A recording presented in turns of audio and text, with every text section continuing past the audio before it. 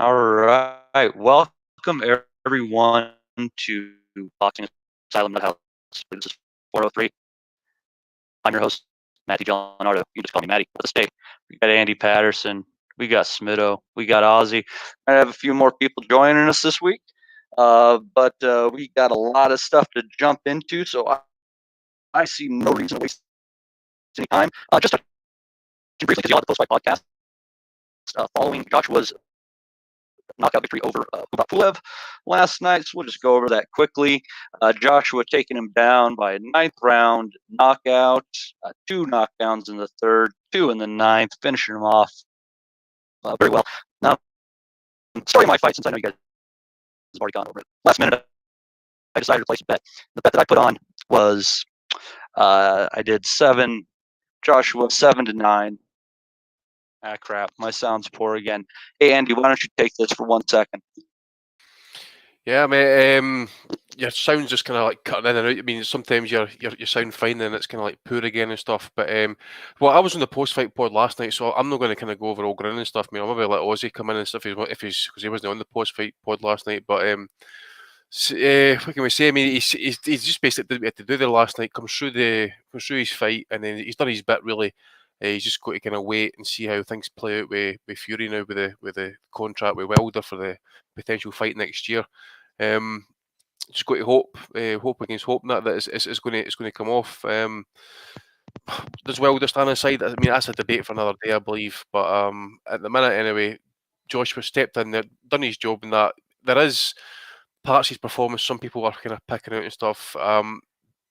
I think that the issue really is this: is he knows himself he can get tagged and hurt. He doesn't really kind of fight good on the back foot and stuff. So I think as well as if the ghost of that first Ruiz fight, that when Ruiz punched with him and he was getting success with it, Joshua had really no answers and stuff. And then obviously as well when he wasn't like kind of listening to what McCracken was telling him what to do and stuff, like straight shots and stuff, he just kind of unravelled a wee bit. So I think it's still in the back of his mind, mentally at least, that if he gets tagged against a guy who can put it, a combination together and stuff with heavy punches and that, he's in bother, potentially in big bother. So in all, as I says, he could have had him out earlier, maybe slightly tanked a little bit, but in the end, he got the win. People will kind of like pick it apart, and we'd picked it apart last night. So maybe like kind of Aussie, I know Smiddle been in a little bit in that, but if you don't know if you want to check your sound again, mate. How's it going? Yeah, it sounds fine, mate. Excellent. So it was an interesting performance.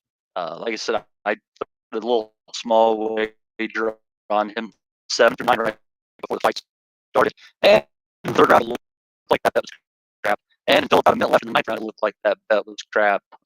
He pulled it through for me. That was a nice little bit of $20 action for me. Good stuff.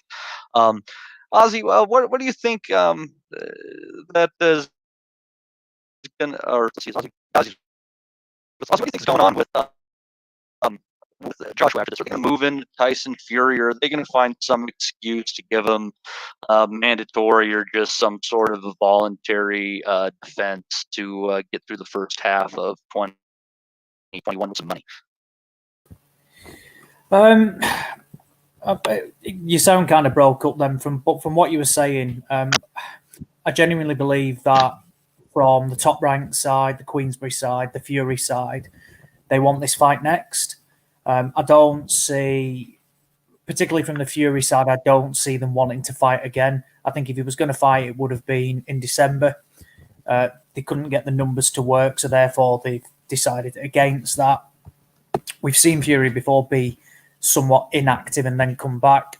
And I think from the only way Fury will fight again is if Joshua, they want all 4 belts on the line and they decide to fight Usyk, who won't step aside. And the only way, you get rid of Usyk is you vacate the WBO. Now, for me, the WBO doesn't add any additional... Of course, it makes it, the undisputed champion. However, I think for the magnitude of the fight, does the extra belt matter? I certainly wouldn't look at the fight and go, I'm not watching it because the WBO belt's on the line. You could have whatever, the WBF whatever you could, whatever bauble belt on the line. If it's between Fury and Joshua, that's exactly what we want to watch. I thought last night, it was a fairly solid performance, to be honest, from Joshua. I've seen he's copped a lot of stick, and let's have it right. He should have had Pulev out of there in the third through no fault of his own, because he unleashed a huge barrage of shots. And yes, Pulev, put on this act and started laughing. However, he turned his back and retreated to a corner. Now, any referee there, he should have been chucking Pulev out. He turned his back, he retreated. You cannot do that. And for me, that should have been fight over, game over. Now, however, he recovered, and Joshua invested a lot in that third. And I think it was quite evident that in the fourth, fifth, and sixth, the snap had gone, and you could tell that he's somewhat fatigued, if anything, because I think he basically put everything into the third and expected to get Pulev out of there. That saying, I think, what did he drop Pulev 3 times, won pretty much every round. Yes, he got caught, but it's boxing, and it was an emphatic finish, really emphatic finish, something I was quite impressed with. I didn't watch anything last night that made me felt that he would cause any problems to Tyson Fury. I just believe that Fury is too good, too big. I thought there was a couple of things that were quite evident, that Joshua's perhaps not quite as strong as we first thought. I thought Pulev at times bullied him, and usually it's Joshua doing the bullying, particularly up close. And I think Fury's the master at that, and just by leaning on him will fatigue Joshua as it is, because it's just exerting energy. And perhaps one other thing to comment on is that I think he's somewhat caught between two styles. When he's the aggressor, he certainly seems more comfortable. He's throwing the shots in huge barrages and looks good doing it. But then he's also got in the back of the mind that, and I think it's obvious to happen that from the Ruiz round, from where he had that huge round and dropped Ruiz, but then got caught in the third as well and then dropped himself, and he's somewhat fatigued. It's still in the back of his mind, and then he retreats to go, to his boxing again. And it's like he is caught between the two styles of what to do. And I think the only way he can beat Fury is by being the aggressor. Now, last night, Pulev was man-made for him. Big, stiff, upright, no lateral movement whatsoever, there to hit. But you can only beat what's in front of you. And I admit I've been critical of Joshua, but I'm not going to criticise him on last night's performance. Just because I believe Tyson Fury beats him does not mean I'm being critical of him from what he did last night. I just feel Fury is the better fighter, the bigger fighter, and I think that the lateral movement, the feints, will cause Joshua a hell of a lot of problems. But all in all, after 12 months out, Pulev's tough. We've seen him before, against Klitschko. He certainly went out on his sword and remain there, and he didn't just retreat, and just try and survive to a points win. But now, I think, look, Joshua Usyk is a great fight. However, it's not one I want to see when we can make Fury Joshua. I think bar Team Usyk, I think everybody in the industry, whether you're a fan, promoter, manager, cut man, toilet washer, whatever, you want to see Fury against Joshua next. There's a hell of a lot of profile now on this fight. The media are going to be reporting everything from, any sort of talks. Let's have it right. About 4 months ago, Eddie Hearn came out and said, we've got an agreement between Fury and Joshua. And now we're all talking about we need to get the fight happen. Well, if there's an apparent agreement there shouldn't be much else needed to do. But I think we all know that was a bit of smoke and mirrors.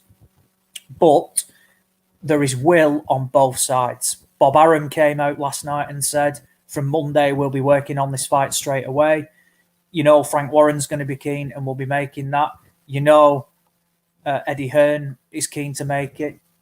There should be nothing stopping this fight now from happening. The only thing that will is a crowd, because they will not run this fight without a gate. They may go abroad, but they'll need somewhere from where they can get a decent gate in or, cash. They will not do this fight behind closed doors. Whether they go to America and do it, I don't know. I would love to see it in the UK, given it's two heavyweights from the UK. I would love to see it here, but ultimately it will go to the highest bidder. If somebody from Antarctica offered to pay them 200 million, it would go to Antarctica purely for financial reasons. So it will go to the highest bidder. We're in a global recession right now. This is going to end up in the UAE or something of that nature. It's going to end up with oil money. Exactly that. Yeah, it could end up, where again, Dubai, UAE, Saudi Arabia, where people have just got huge sums of cash and they will chuck money at it as a site fee, and that's where the fight will end up. Like I said, I'd love it to happen in the UK. Sadly, I don't think it will. But as long as it happens, I really don't mind where it happened. As long as the fight happens, I don't mind where what country it takes place. Yeah. So it is. I hope my sound is better now. You guys will be able to let me know. But happy to have with us also Stephen Lynch has joined us here to talk about some heavyweight action here. Not to go on too long here, but the point is right there. It's that where's the money to be made on Fury versus Joshua without Gate? And I think that is going to be the holdup on this. I think you'd also need Gate for the Usyk fight as well. So, your thoughts on the fight, and if we're looking at in 6 months seeing Anthony Joshua in with some dude. Oh, well, the first thing about the fight is I was agreeing a lot with what Oz was saying there previously, to be fair. I think it was a pretty decent performance by Joshua, looking at everything in the round. He did what he had to do. He was probably very conscious of not gassing himself out after the Klitschko fight and the first Ruiz fight. He did seem to be getting caught between two styles there. And yeah, I was really surprised that Pulev didn't use more of his jab, to be honest. I was expecting him to establish that early doors, but he seemed to come with the game plan of trying to take out Joshua, really, which, I think often when people come with that game plan, it ends up being, a bit counterproductive. I think it makes the other fighter go into more of a defensive shell, to be honest, and kind of gives the game away. I think, clearly you have to set these things up. You have to, if you've got a good jab, and Pulev's got one of the better jabs in the division, really. I think he should have made more of it, but I think, Joshua is still sort of recovering from that first Ruiz blowout, really, and the life and death fight he had with Klitschko, although he won that one. So I think that discussion there, just to pick up on the back end of that, this is really quite extraordinary, because if, hopefully this fight gets signed and made, you could say that this fight, and Eddie Hearn people will certainly say this, that this fight will be arguably the biggest British sporting event since, the 1966 World Cup final. You can credibly, try and argue that if you're trying to spin it.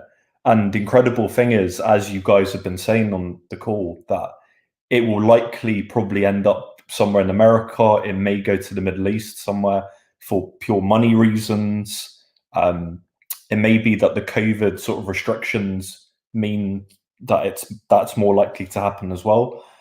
I would rather it be seen in the UK, but it's if it has to happen to make everybody, who needs to get rich from this, if it makes everybody happy who needs to be happy, then so be it. I'm quite pragmatic with that. But the question I just wanted to throw open, and I only raise it because it will probably be what slows up the negotiations, to be honest, is who's the A side in this fight? Because you can see both camps will probably try to argue for that. They'll try to, claim that sort of top billing and the lion's share and the other things, even though I understand that they've agreed the money and the purse splits already, at least, in principle.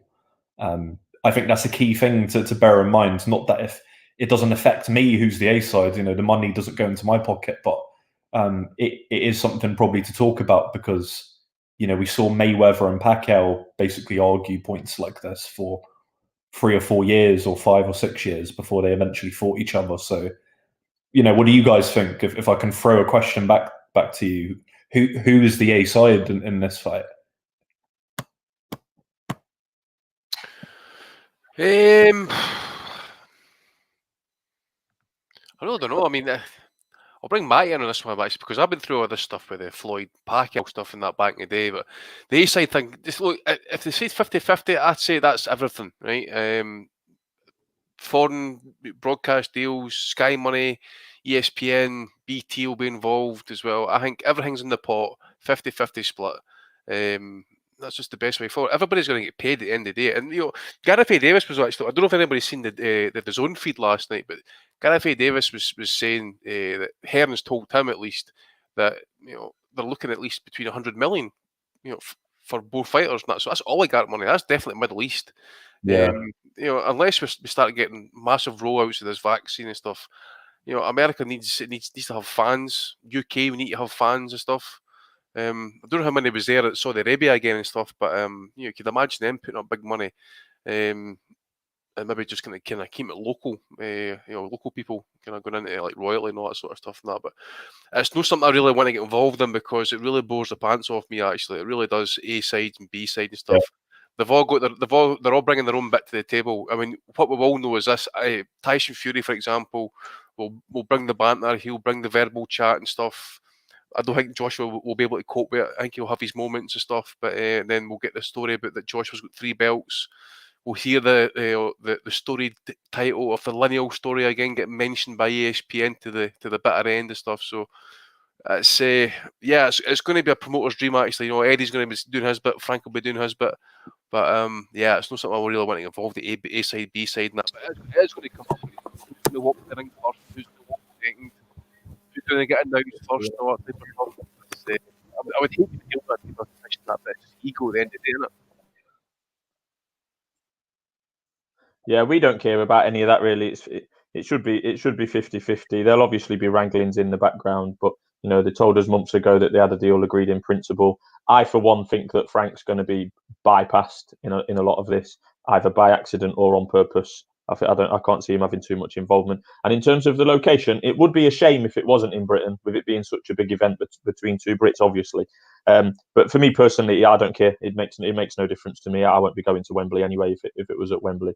It makes no difference to me. It would be a shame, but if it means that they've got to fight on the moon for this fight to go ahead, because that's where the most money's going to be, then so be it. That don't bother me one bit.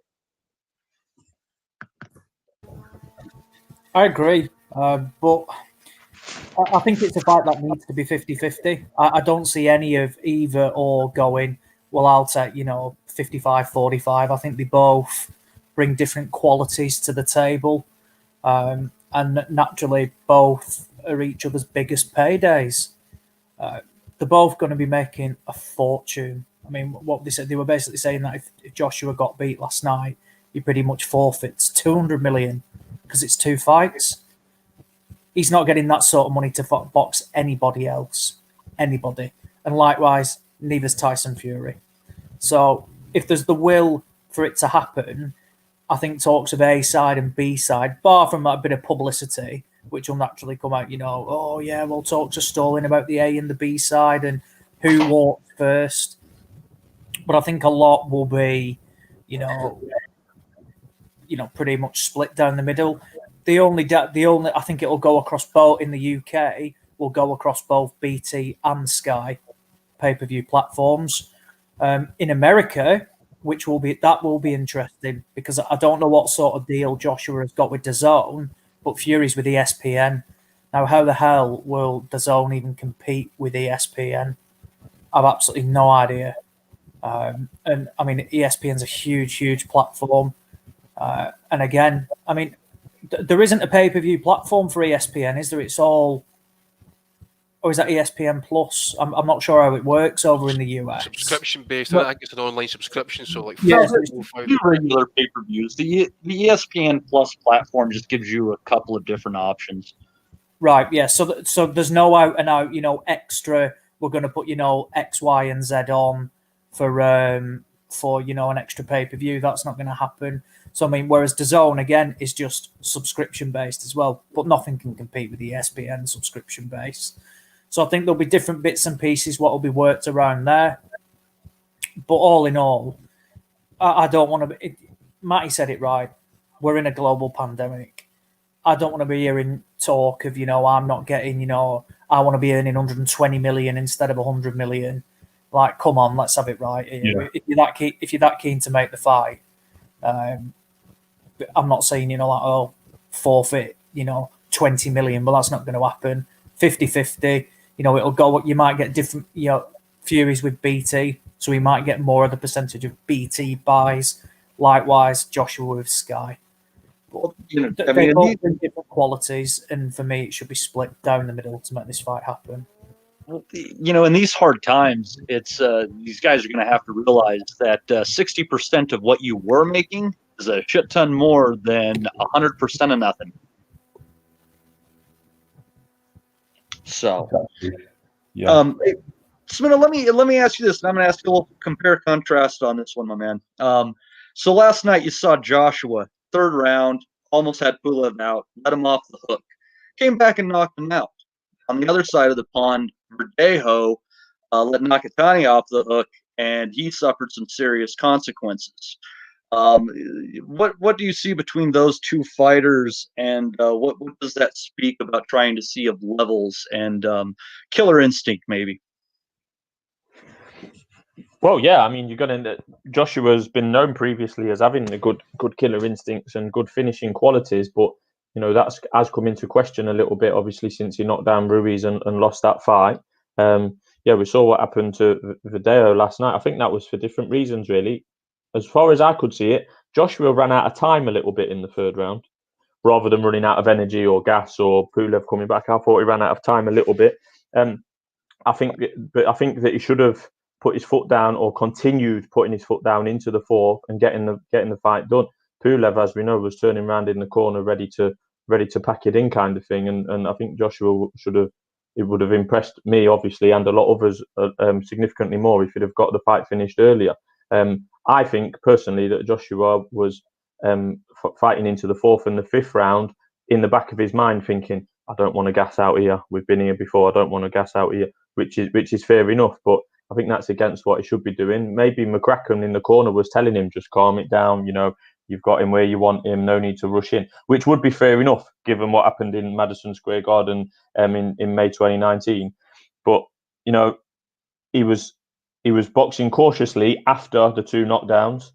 I thought Pulev won the fifth, and Pulev was smiling and coming back more comfortable again. That's a dangerous game you play in, because, as we always say about the heavyweights, they only need to land one punch, and Pulev could have landed that one punch having been let off the hook. So I think he was let off the hook, a bit of it due to time, the time left in the third round, and a bit of it due to Joshua going back to his cautious ways and saving the gas for the later rounds. I think that overall Joshua's, last night, not a lot went wrong really last night.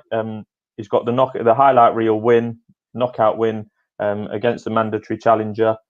He's not took any damage himself really, but as we've identified, the signs are there that he's uncomfortable in regards to taking punches, being under pressure, gassing, which is done previously. So and that's against a 41-year-old Pulev that's basically not fought anyone for 4 or 5 years. So can he continue that approach? And as Ozzy said, possibly caught in between styles. Can he continue that approach going into the against more talented fighters like Fury, Usyk, possibly Wilder again when he comes back at some point? I don't think so, to be honest. I didn't see all of the Verdejo fight, Matty, so I don't want to comment too much and show myself up. Oh no, fair enough. Let me ask this, and feel free anyone to jump in on this. Agree or disagree? Alexander Usyk is made for Anthony Joshua. I disagree with that. Just the reason being, I think he's just got the skills. We know that he's not going. We've only seen him twice at heavyweight, but he's not going to be as dominant at heavyweight. I personally thought that he was going to and should have knocked out Derek Chisora. That would have been a statement when, going to bigger and better challengers at heavyweight. He didn't do that. You could argue he was found out slightly. I wouldn't be as harsh as that, but he could have been more impressive against Chisora. Let's put it that way. But no, I definitely don't think he's made for Joshua. Just the movement. I think Joshua Pulev was the perfect opponent for Joshua. Big stiff idiot, basically. So I think Joshua needs to be settled. He's so drilled, and because this boxing game ain't as natural to Anthony Joshua as it is the likes of Tyson Fury. He was quite late to the game. He didn't have all that many amateur fights, despite winning a gold medal and having a decorated amateur career. He didn't have that many amateur fights, so he needs to be settled and going through the drills in his head. And here we are. We stood here. I've got my feet right. Easy in range. Let's throw the 1-2. Usyk's going to be moving, and and Fury obviously moves, but in a different way. Obviously, he's a much bigger man. Fury and Usyk with their movement, neither of them are very good for Joshua, because I think that they could bamboozle him and offset him, and with the feints and keep him guessing, keep him thinking, and just Joshua just move him round. There's potential of him gassing as well, regardless of if he could throw punches and miss as well against Usyk and Fury, and that's going to potentially gas him as well. So I know I keep saying it, but this gas tank issue with Fury is a biggie for him for the rest of his career.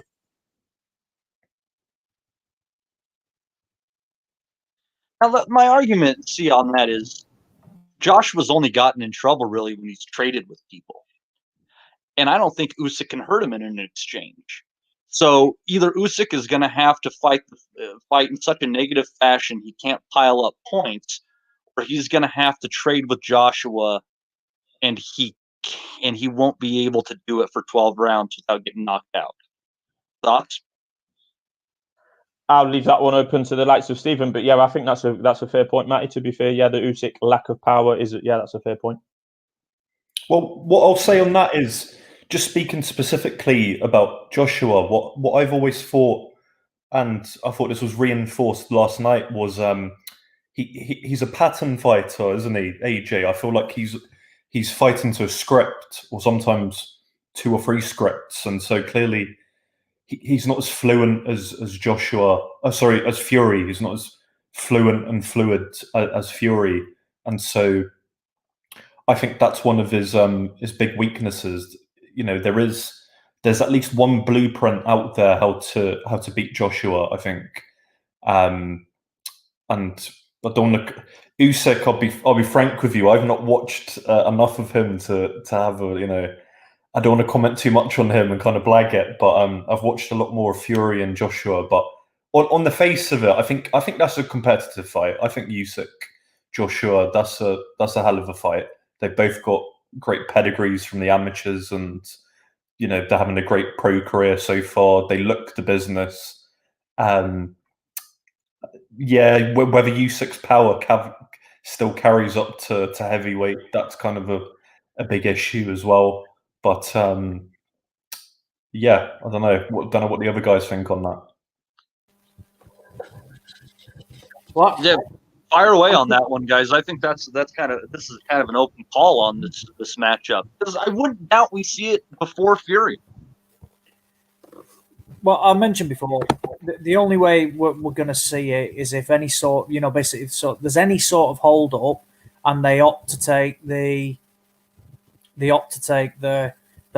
second mandatory, which is Usyk, because they want all the belts on the line for the Fury fight. But that's a dangerous game, and I certainly believe Usyk can A, hurt Joshua without a doubt, and B, I wouldn't say he's man-made for him at all, because, again, Joseph Parker caused Joshua problems. The cards won't reflect it, but that was a lot closer than what the scorecards had. A lot of people are making up, Derek Chisora, exposed Usyk. Derek Chisora went into the fight with absolutely fuck all to lose. And watch the fight on mute. It was a hell of a lot wider than what your cards will say, and B, what the commentary had you believing. Of course, Usyk wasn't at his best, but he came out and admitted that. And what did he give himself? A 5 out of 10? Anthony Joshua will not fight the way Derek Chisora did against Alexander Usyk. And Joshua can certainly be picked off. I think Joshua for last night as well. We talk about, Usyk not having power, but it's more timing. Of course, he's not got that, the wilder sort of power. Well, not many fighters do. I've said this about Joshua. He levelled Pulev last night, but I tell you what, there was at times where he threw the kitchen sink at Pulev and Pulev laughed at him. Now, how demoralising must that be? I just think Usyk's lateral movement would cause problems as well. Peter Fury mentioned it last night. Tyson Fury's a different ball game compared to Pulev, just with the sheer movement.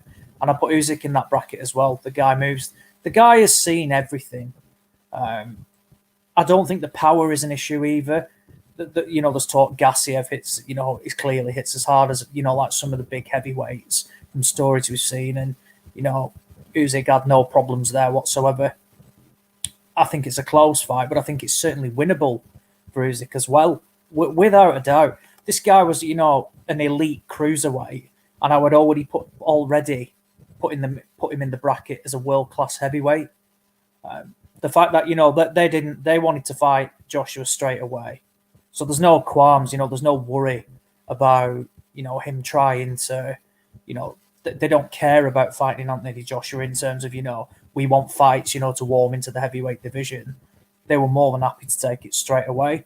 So there's no fear there. And I think Usyk could be all wrong for Joshua without a doubt. Of course, Joshua's going to bring his own qualities as well. And I think, when he does unleash the flurry of punches, he can be quite a bit of a killer instinct. It can be exactly like that. But I don't think he'd be able to do that to Usyk. I think Usyk could be moving. I don't think he'd be able to pin him down like he did. And certainly, it's a huge risk. And I would not be confident. I think it's a huge risk, and it's not something I'd be very confident in, seeing and saying, if Joshua Usyk happens in, say, for example, March, I would not be willing to put anything down to say that we'll guarantee to see Joshua Fury later that year. They dropped the belt, wouldn't they? If they were Matchroom, you'd think if they were forced for Joshua to fight Usyk, if it was, is it the IBF that he's mandatory for? Surely they drop the belt and just go and try and fight Fury for most of the belts. Oh, I agree, but it's all about the motive as well of being undisputed, isn't it? And if they want that to happen, there's going to be no bigger fight than seeing two Brits, the two best heavyweights in the world, fighting it all out for all the legitimate world titles. I don't count that IBL nonsense. So it's going to be interesting. For me, there's enough money there to pay Usyk an absolute truckload of cash, talking millions of dollars, to say, look, step aside. The issue is that regardless, is you're going to see an immediate rematch. Unless, someone that, gets a serious injury, you're going to be seeing the immediate rematch. So the next mandatory will be, but then that's where you then might see, right, we win, the rematch is happening, we chuck the WBO belt straight away. We chuck that straight away. Because then the first fight will be, for undisputed. You win that and then you chuck it straight away. You've still got the accolade of being undisputed. I don't know what's going to happen. It's going to take. You've obviously got that third party of Alexander Usyk involved, and you've ultimately got to please them. If you want all the belts on the line, you've got to please them first before anything else can happen, because they play a big role inadvertently, because they are more than entitled to their mandatory shot next. The WBO called it. It's got to happen. No two ways about it. Whether they chuck it, I don't know. For me, I'd like to see all the belts on the line. I think it'd be huge. It just adds that, it's another ingredient, to add the fact that the winner of this fight will become undisputed. And I think if you offer, Alexander Usyk millions of dollars to say, right, you have got a guaranteed fight for the WBO title next, there'll be an agreement for where the WBO will be vacated. Usyk will probably win the WBO belt. You'll get the rematch happening, and then the winner of the rematch will no doubt can then go and fight Usyk for all the belts. because the IBF I don't think will be due because that's just been boxed for. The WBC just barely call a mandatory, and when it is, they happily toss it off. And then your WBO would have been contested for as well. And the WBA, they're an absolute joke anyway, and they'll happily take, a wheelbarrow full of cash not to call another mandatory as well.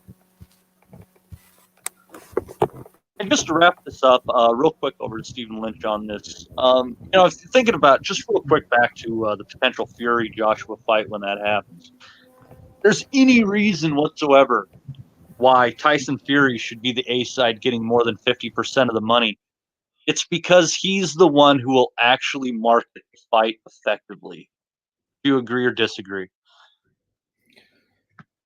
So I agree with what you're saying. He will market it more than effectively. We all know that he's a walk-in promotional company. He's a walk-in talking press office of PR people by himself with what he does. And I hope they don't do this, but you could conceivably charge people to watch that first press conference between Fury and AJ, or like the hour-long face-off interview thing they do. I think it would be absolute, box office compelling viewing.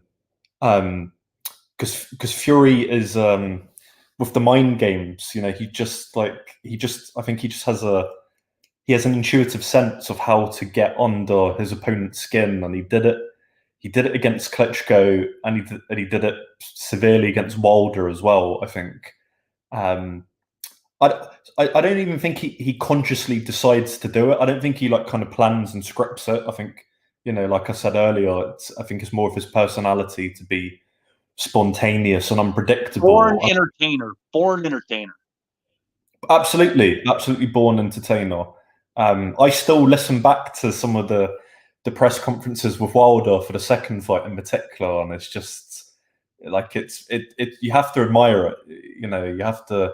You have to be impressed by his trash talking skills, and it'd be interesting to see what kind of approach he takes actually if this fight gets made.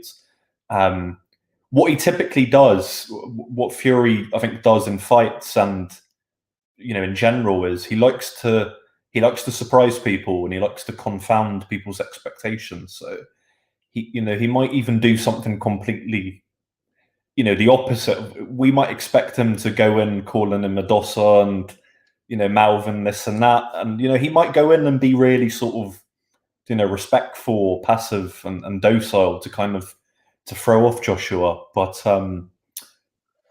I think with Joshua, he is, this point has been made a lot, but he is a bit like Klitschko, like he is Vladimir Klitschko. He's trying to model himself on him with the fighting style, I think. And I think the fight itself, just to touch on that briefly, the fight itself, I think that could end up being a bit of a replay between when Fury fought Vladimir Klitschko. So in other words, a bit of a chess match with, Fury staying on the outside, just making, the other guy look stupid, and just sort of confusing them, trying to disrupt their pattern, basically.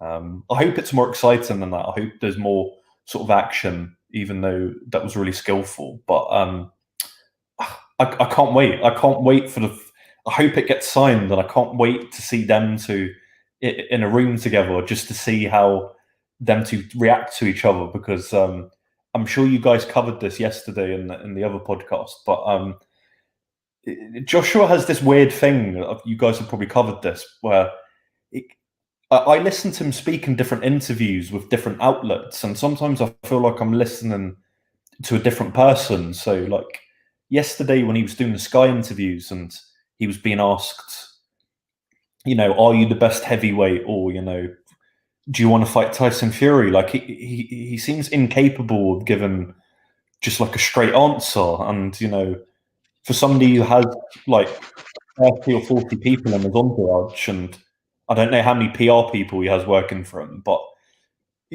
how hard is it to just say something to the effect of, Tyson Fury, bring it on, you're next. I'm I'm going to bang you up, I'm going to take those belts off you. How hard is it to just say something like that rather than kind of talking around the topic, which he does sometimes? It's just like really, I think it makes him hard to relate to sometimes, to be honest, because he just kind of talks in this sort of psychobabble stuff, and it just sounds like he's just trying to be intelligent and profound all the time. Sorry, Steve. Just to bring some like balance to who's the A side. Not that we really care, but who's going to promote this fight? Yes, we would all say that Tyson Fury's got the better personality and the more genuine, funnier, believable. Joshua is PR trained to into an inch of his life, as Stephen's just alluded to. But let's remember, Anthony Joshua is the mainstream star. Like Fury's done well, like in the last couple of years, he's had shows on ITV and that, he's done well. Like, but Joshua is the face of Lynx. He's on JD adverts. He is literally the face of Sky Sports. He is we know the history and we know the reasons what's behind it. But he's the clean cut of the two. He's getting through to the man on the street. I had people texting me last night about AJ. Don't worry about it, Smitho, anyway, because it's not happening next. You bet your fucking life this Usyk fight is next. I think it will personally. I think it will personally, but I'm normally negative about it, but I think it will personally. I was just going to say, just briefly on the Usyk situation, I think it would be an ideal fight for Joshua. If there wasn't so much riding on it, actually, it would be the ideal opponent for him to kind of face Fury, because obviously with the feints, the style, the lateral movement, turning to the side and that, it's a kind of smaller version as to how Fury would probably fight him and stuff. But obviously Fury can walk him down. I mean, people need to remember that. When you've seen Joshua up against Klitschko, they look like big units, obviously. But then when you've seen Fury fighting Klitschko and that, people seem to realise that just sometimes forget as to how fucking big Fury actually is. And that I could actually see Fury actually walking him down at some point. Because we saw it very briefly last night that when he was forced to kind of go back a little bit, when Pulev attacked him, he doesn't know what to do. He just kind of throws a jab out there, kind of keeps it out long to try and prevent anything coming in or hitting him run about the face and stuff. And then he should be grappling. But just thought I'd throw that in there. So yeah, I think Usyk might be ideal prep for Joshua, but I just don't think it's a fight for him at this time, because, as I say, there's just so much riding on this fight next and stuff, and you just don't know again what's going to happen with the court situation with Fury and Wilder. We'll just need to wait and see.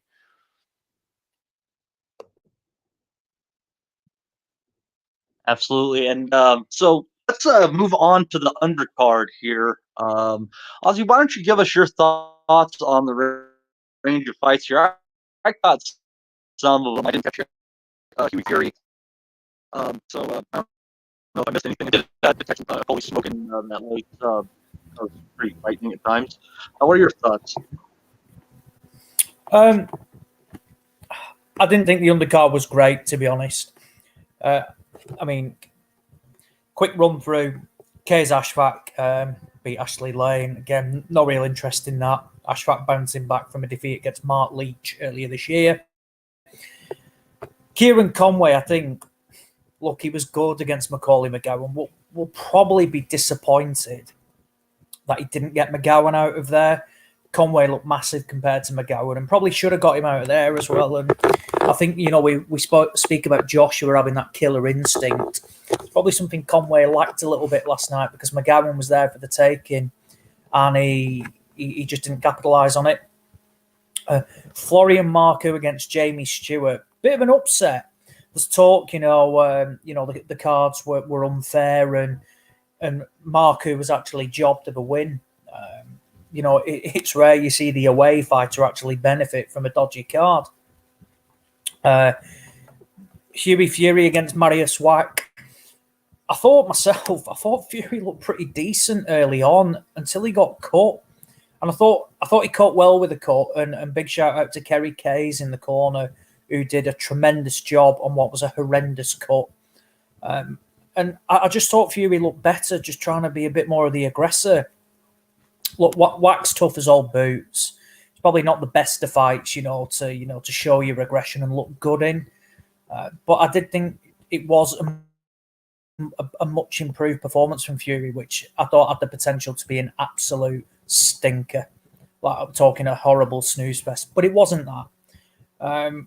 But Coley Kuzmin, I thought great start inside the first 4 rounds. But Marcus McDonald's card of 98-92 was garbage.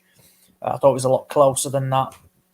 I thought if Kuzmin had have actually bothered to train and turn up in shape, it's a fight he could have won, because he certainly had Bakole. You know, he was tagging Bakole and had Bakole in a bit of trouble at times. I think round 2 was probably the highlight round. But Kuzmin's conditioning was shocking, and this guy's had notice for this fight. It's not, a short notice fight. And then the chief support, which I say in inverted commas because it's certainly not a chief support, was Lawrence Okoli against Nikodem Jazowski, I think the 6th best cruiserweight in Poland. Whoa! And it certainly showed, because the guy was trash. I thought Okoli looked good. He's going to, because the opponent was trash, but he looked a lot sharper. You could tell he's improved under Shane McGuigan, who I'm a big fan of as a trainer. But, and look, I know he should have been fighting Glowacki last night for the WBO vacant cruiserweight title, and he probably would have beaten Glowacki last night. However, you just can't get too excited about that sort of opponent, given he was absolute trash and he just can't hold a shot. He looked like a deer in a headlight, just completely froze. Posed no problems whatsoever to Okoli. And look, he'll fight early on next year for the vacant title against Glowacki. I think he'll come through that. I think that's the easiest test, to be honest, against Glowacki. But I just want to pick up on a couple of things last night said by Johnny Nelson, from where he came out and said Okoli knocks out Maris Bradis now. I think that's a bit of a laughable statement, to be honest. Look, Okoli's come through pretty much every test with flying colours, but there's levels to this game. And let's, we've seen some outrageous things said before, particularly from Nelson, from where he said, what's his face, Tennyson had knocked out Gervonta Davis. He also said Rob McCracken last night would be pissed off if Joshua knocked out Pulev in a round. I mean, name me a trainer that in a mandatory defence for a world title and your fighter wins in a round, pissed off. Please explain why. His response was because he didn't get to showcase things he worked on in the gym. Well, from what I care, if you can go knock an opponent out in a round, regardless of what it is, you're doing all right. And then he comes out with this stuff from where he knocks out Bradis. Bradis is a different gravy to Glowacki, and he's definitely a different gravy to that pole he fought last night. So let's not get too, with the outrageous shouts. Certainly think Okoli will beat Glowacki, but the likes of Bradis, Dortico, even Makabu are going to be, sterner tests, without a doubt.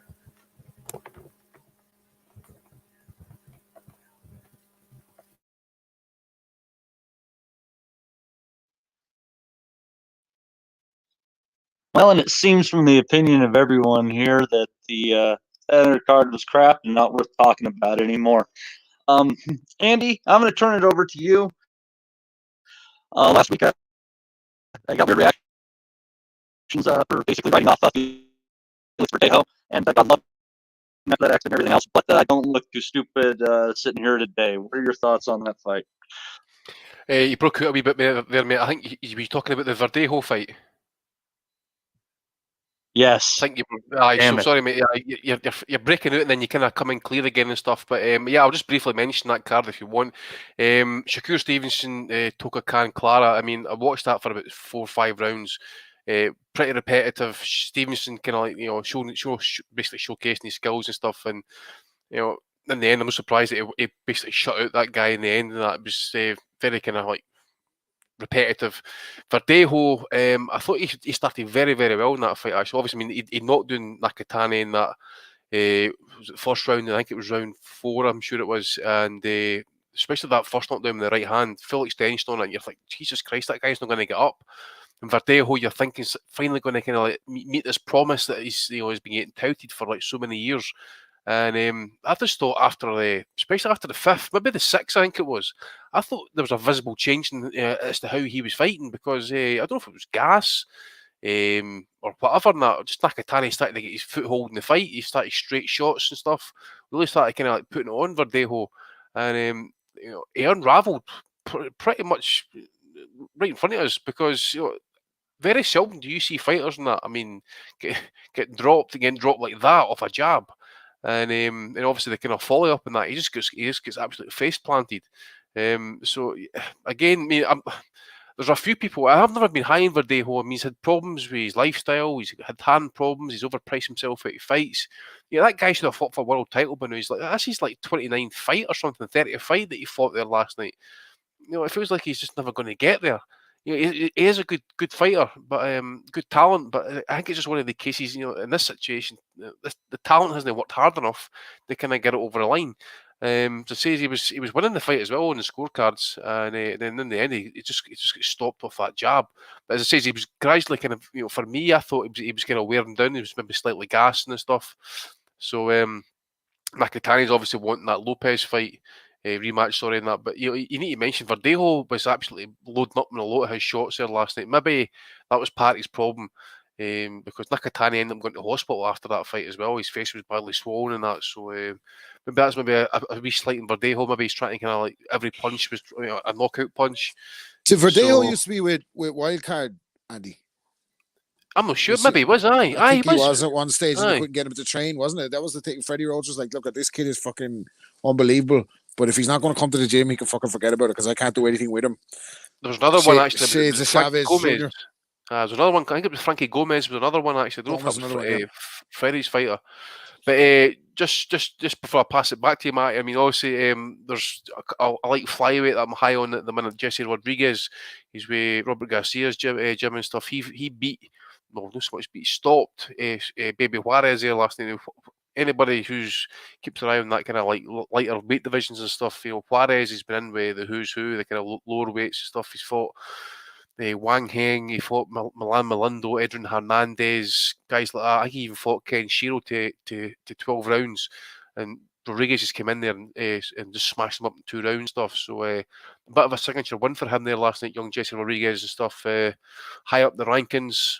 I think a fight between him and Gaito, who had a win in Argentina last night, would be great. Maybe the Soto fight, who's WBO champ. But at some point, there's going to be some filthy fights to make it like flyweight between Rodriguez, Gaito, Ken Shiro, Soto and stuff. And then obviously, if this kid is what I think he's going to be, once he goes up to 112 and stuff, there's just great fights to be made there. So keep an eye on that kid, Jesse Rodriguez.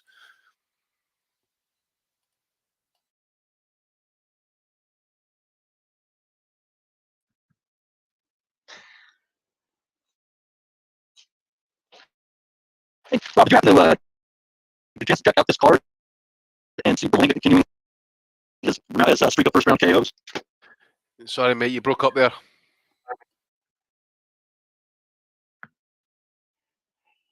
Who else caught this card last night? There you go. Better now. Don't think anybody else caught it, mate, to be honest with you. This says if anybody kind of caught it, that would be mainly the main events and stuff. But that says, I think it was a good fight, Nakatani Verdejo. Like, it really was. It's worth a watch, definitely. As I says, it was just shocking because it was just the knockdowns were violent, but it was just how Verdejo just basically unravelled for me. Actually, was the shock. Actually, it was basically a shock of the night or shock of the weekend for me. Actually, yeah, he's an almost. He's a B fighter who, on his best night's, a B plus, and that's what he'll always be. Nothing wrong with that. You're just not up.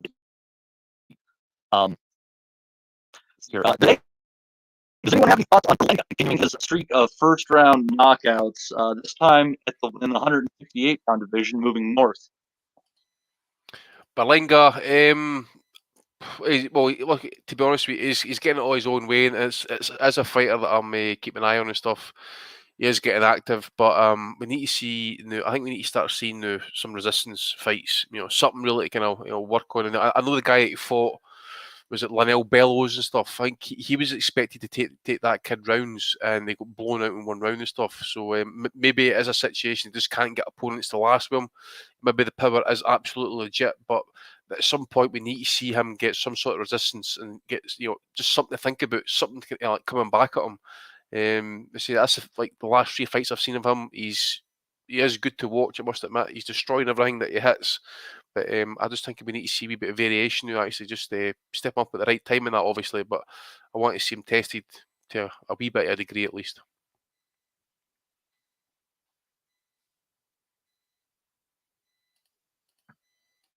Well, and he has big plans. He wants to headline the Puerto Rican Day weekend in New York coming up. We'll see what that looks like. But it'll be an interesting moment for this kid. Puerto Rico really needs a star at this point in time, especially with Verdejo getting knocked on his ass. So we'll see what happens there. Let's see here. Does anybody else have any thoughts on this card before we move on into the Shakur Stevenson card? I haven't a clue what you said, dude. You're struggling big time, dude. Struggling, and that's rich coming from me. Oh, great. Hey, if you have any thoughts on the card, go for it. On Shakur, I've just seen as Andy said, I just saw a bit of this Shakur Stevenson. So I haven't watched the whole fight. Didn't catch the Verdejo fight, but I'm looking forward to catching it up based on the reports. Shakur Stevenson to me is a guy that needs an opponent. Needs a big fight. Obviously the pandemic is going to throw up these kind of guys like, what's his name, Tokan Cleary or Tokan opponent, whoever the fuck he was. He must have been token on something last night before he went in the ring because he didn't have a chance. But I really like Shakur Stevenson style-wise. I think he's a fantastic fighter, but he's a hard guy to sell as a star of the sport. That shit at the petrol station is going to live long in the memory of boxing fans. We're not going to forget that one. He hasn't really got an arch nemesis or a kind of a big rival in his weight class that's going to make an interesting clash. Not that I can think of off the top anyway. So I really think it's going to be a case of, unless he finds an opponent that can bring the best out of him and get him into a decent fight, then he's going to suffer in terms of being a draw. I've always said I thought he's a bit fragile, or he shows a sign where his ego is a little bit fragile. So I'd be interested to see if there was a fighter there that could rattle him, get inside his head a little bit, and see if you could get him to display that petulance in the ring. I know him and Andre Ward have parted company. I'm not sure what that's about. Ward is no longer one of his co-managers. I think he announced that last night. So Shakur Stevenson, excellent fighter, but kind of in the who needs him club. He's too good. He doesn't put asses in seats, and he hasn't really got a kind of a dance partner as such so far in the opponents that he's beaten, even though he's looked good every time out. So I kind of don't know where I am with Shakur Stevenson. I'd like him to be a bigger star than he is, but I don't see that happening anytime soon.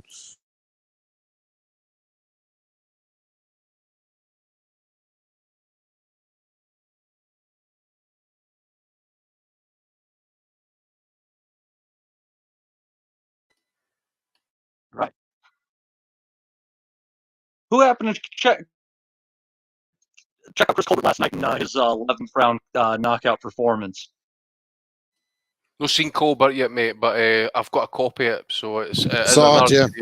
Did you see me when you got in? Yeah, I'm always skeptical about guys that have too many tassels or their hair dyed too much. So Colbert has been putting me off as well as turning me on in the recent highlights. So I'd only really seen highlights of him up until a few fights ago. He has that. He has a style again. Hard to sell the style. He suppose he is exciting. He had the Cisco haircut and the Jorge Paez trunks. So that's always a bit too far for me. You go one or the other. It's like he saw Errol Spence's outfit from last week. It was like, oh, all right, Errol, I see what you're doing here. I'll raise you with the pink hair. So all that aside, I think he's a very exciting fighter.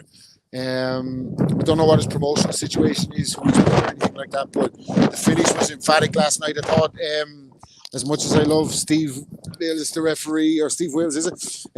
I thought he could have stopped that a little bit earlier. I mean, he was fucking face planted on the second knockdown. What's the point in letting him go on for another 30 seconds while he gets folded? But that's probably a side issue. But yeah, there's a lot to be excited about with this guy. I think he's again, it's going to be opponents and dance partners and all that, but definitely has an exciting style for sure. And it looks like he carries a bit of pop. Well, just while Matty's trying to get his connection fixed and stuff, I'm just going to bring up the two cars and that for Friday night. Obviously, Dennis Hobson's show in Sheffield in the car park. I didn't catch any steamed windows, actually, anybody getting the action in the back seat and stuff, but Tommy Franks retires 8 rounds, and obviously on the Channel 5 card, Sam Eggington beats the Ghost at Ashley Theophane as well. Did you catch any of it? Yeah, I've watched a lot of it on the catch up. Tommy Franks didn't look fit. He looked, he didn't look fit.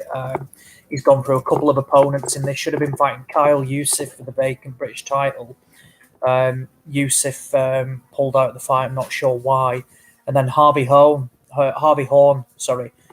formerly promoted by Queensbury, said he'd take the fight, and then wanted something stupid like 20 odd grand, which is never going to happen given, small hall, very limited sales you can do. Not exactly surprised, by the way, when Hobson was charging £400 a car to get in front row. And then, so that was that. And then they've pulled over it, from what everyone can be, a tough Mexican, can be somebody's worst nightmare, particularly when you don't punch. And it kind of showed that. And look, Frank, if he was fully fit, Frank probably would have won. But this has been coming for a while now. I think he boxed something. I think it's Artem Dipiem, a Filipino, a couple of fights ago, and he got a hometown decision there, and he should have lost. So an upset has been coming for a while now with Tommy Frank, and look, it's come at probably the worst time ever. They ducked the Sonny Edwards fight. They turned down decent money to go and fight for the British title on BT, and they've ended up with egg on the face now because it's a complete rebuild job. The undercard, the rest of it was trash. The area level fight was good, but the rest of it was absolute garbage. We saw the return of Kelly Maloney. Frank Kelly, whatever you want to call it. Kathy McAleer, the fighter, and was also, fell to defeat. No shock. I suppose so. Steve mentioned it and said McAleer is just basically a bit of a ticket seller and nothing else. But that's enough on the undercard. And as for Sam Eggington, Ashley Theophane, bit of a gripe with Channel 5. I mean, they said they were going to show all the undercard and then just show bits and pieces of it, which is a bit annoying. I mean, great, they come on just leading into, the 10 o'clock fight with Eggington and Theophane, but then it was just bits and pieces after it. And there was a couple of fighters on the undercard I particularly, wanted to, just to take a look at. I wanted to watch the full Benjamin Fields fight for the area title, and that was a close one, just 2 points in it. And I believe it was an excellent fight and one that would have been really TV friendly. A couple of others, the McKenna brothers, one of them. Now look, you'll look at Jordan Granham's record of 5-72-2 and say, this guy's rubbish. But he's the epitome of a lot better than his record, and he just goes in because he knows what to do.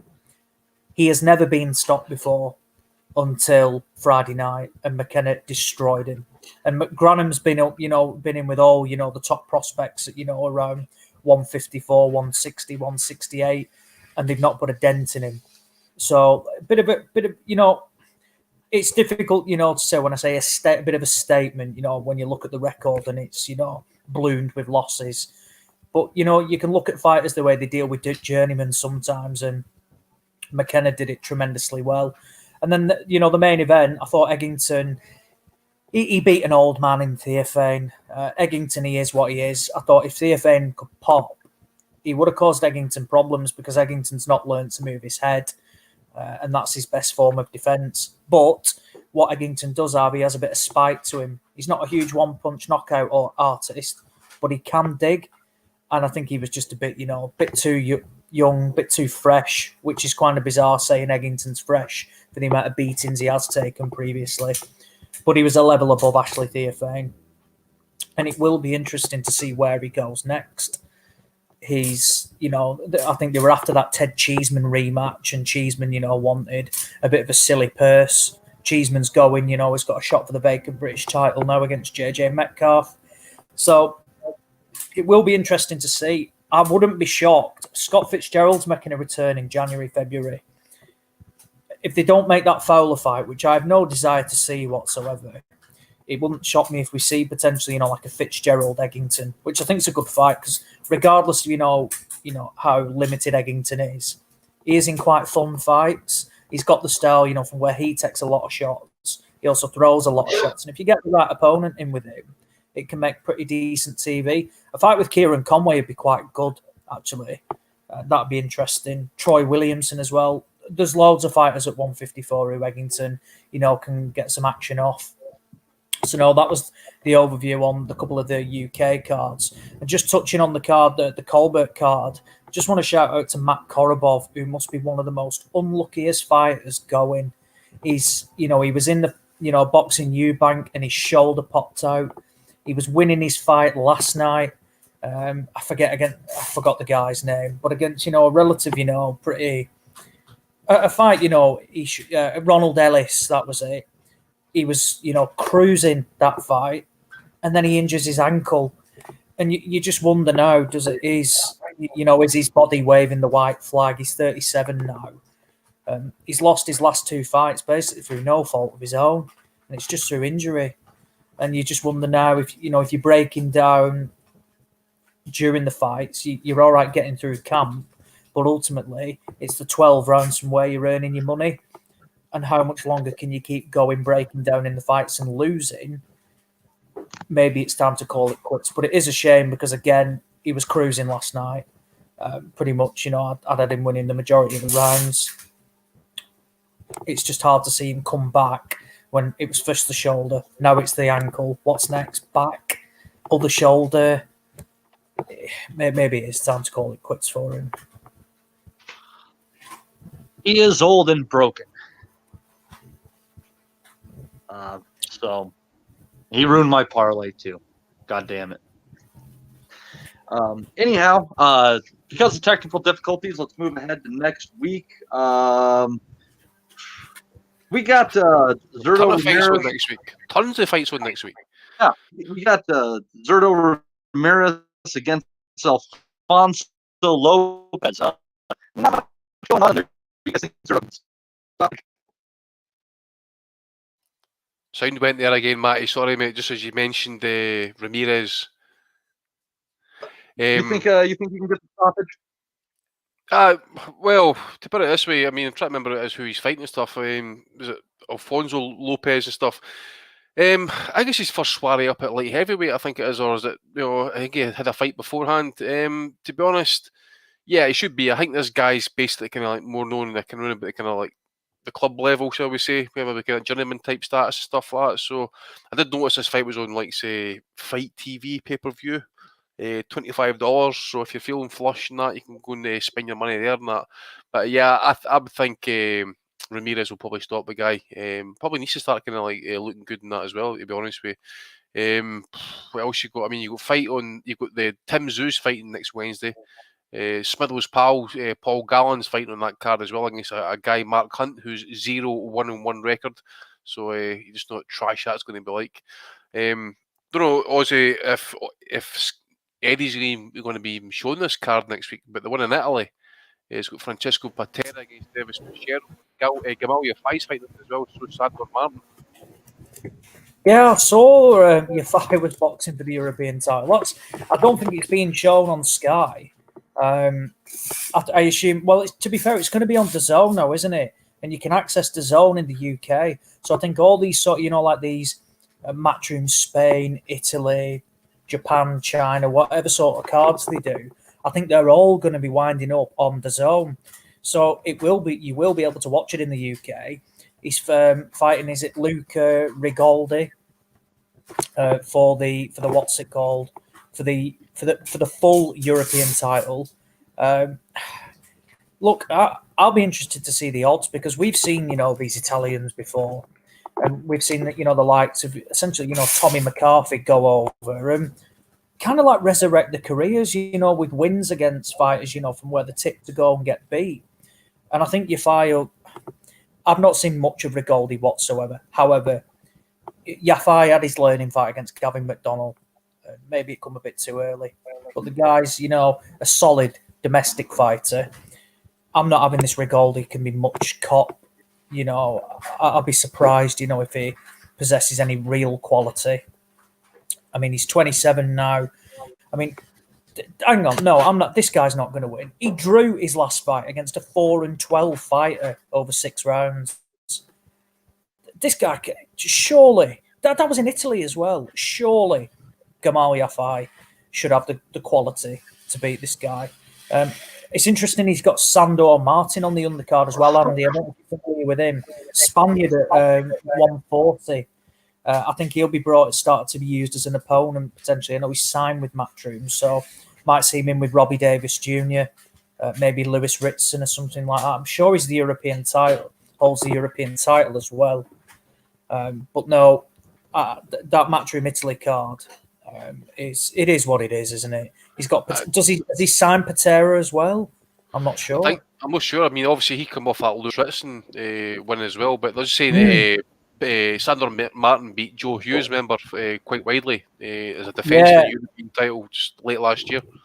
Yeah, that was a good win. That actually, I think that Martin's a lot better than than the usual people. With these padded records that crop up.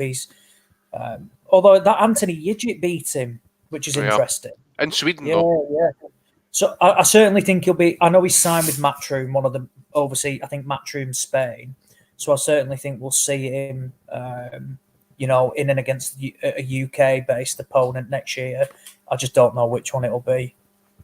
Just when you mentioned Spain, actually, just need to mention this, actually. Obviously, the Sex returns next Saturday, 19th of December. Sergio Martinez fighting I think he's a Finnish guy, actually. Usyk Kovalu, I think he's pronounced, 36-year-old. That's two Finnish guys then on the same night. One with dodgy knees and that, but this was the guy that Conor Ben smashed up last summer. It was in 2 rounds. Sergio Garcia makes a defence of the European title against a Swiss-based Armenian, I think. I've never seen the guy, to be honest with you. So yeah, one for the hardcore, I suppose, and one for the kind of sentimentals if you want to see Sergio Martinez. Another, talk about sentimental reasons and that as well. Fuck me. I don't know if we're going to be maybe even get this fight on at some point, but Felix Sturm, fresh out of the poke. Yep, I was in jail, did time for, I think it was tax evasion, but he also got done for remember the Tudor fight? He'd actually failed the drugs test, and he got time for it. The German courts jailed him.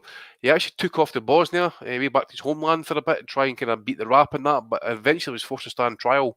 And I think he got something like 3 or 6 months in jail for taking the steroids and stuff like that. So gotta be the unluckiest fighter in the fucking history of the sport to get a jail term for juicing. Not that I'm against that kind of punishment, but when you look at what slips through the net and he has to go and do a bit of bird like over fucking juicing, holy shit! Well, have to lock up the whole fucking sport. It's only taken Jarrell Miller now. I think he's only been banned now in Nevada for, was it 6 months? Or was it a couple of years or stuff like that? And he like blew up the lap, so... He had the 3-in-1, didn't he, like the vaccine? Aye. Aye. So as I say, you got Tim Tszyu, you got Patera on that Italian card. Also, we got Friday night then again. As I say, there's so much fights coming on Wednesday, Thursday, Friday, Saturday. Friday night, Channel 5, Shakan Peters against Craig Richards. Really good fight this for the British light heavyweight title. Peters really kind of raising a few eyebrows and stuff as well. How you fancy this one?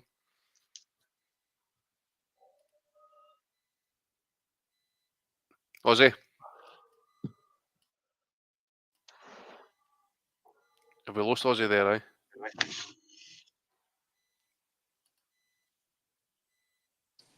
He's unmuted in that, but no sound. Don't tell me his phone's fucking froze or whatever. And that.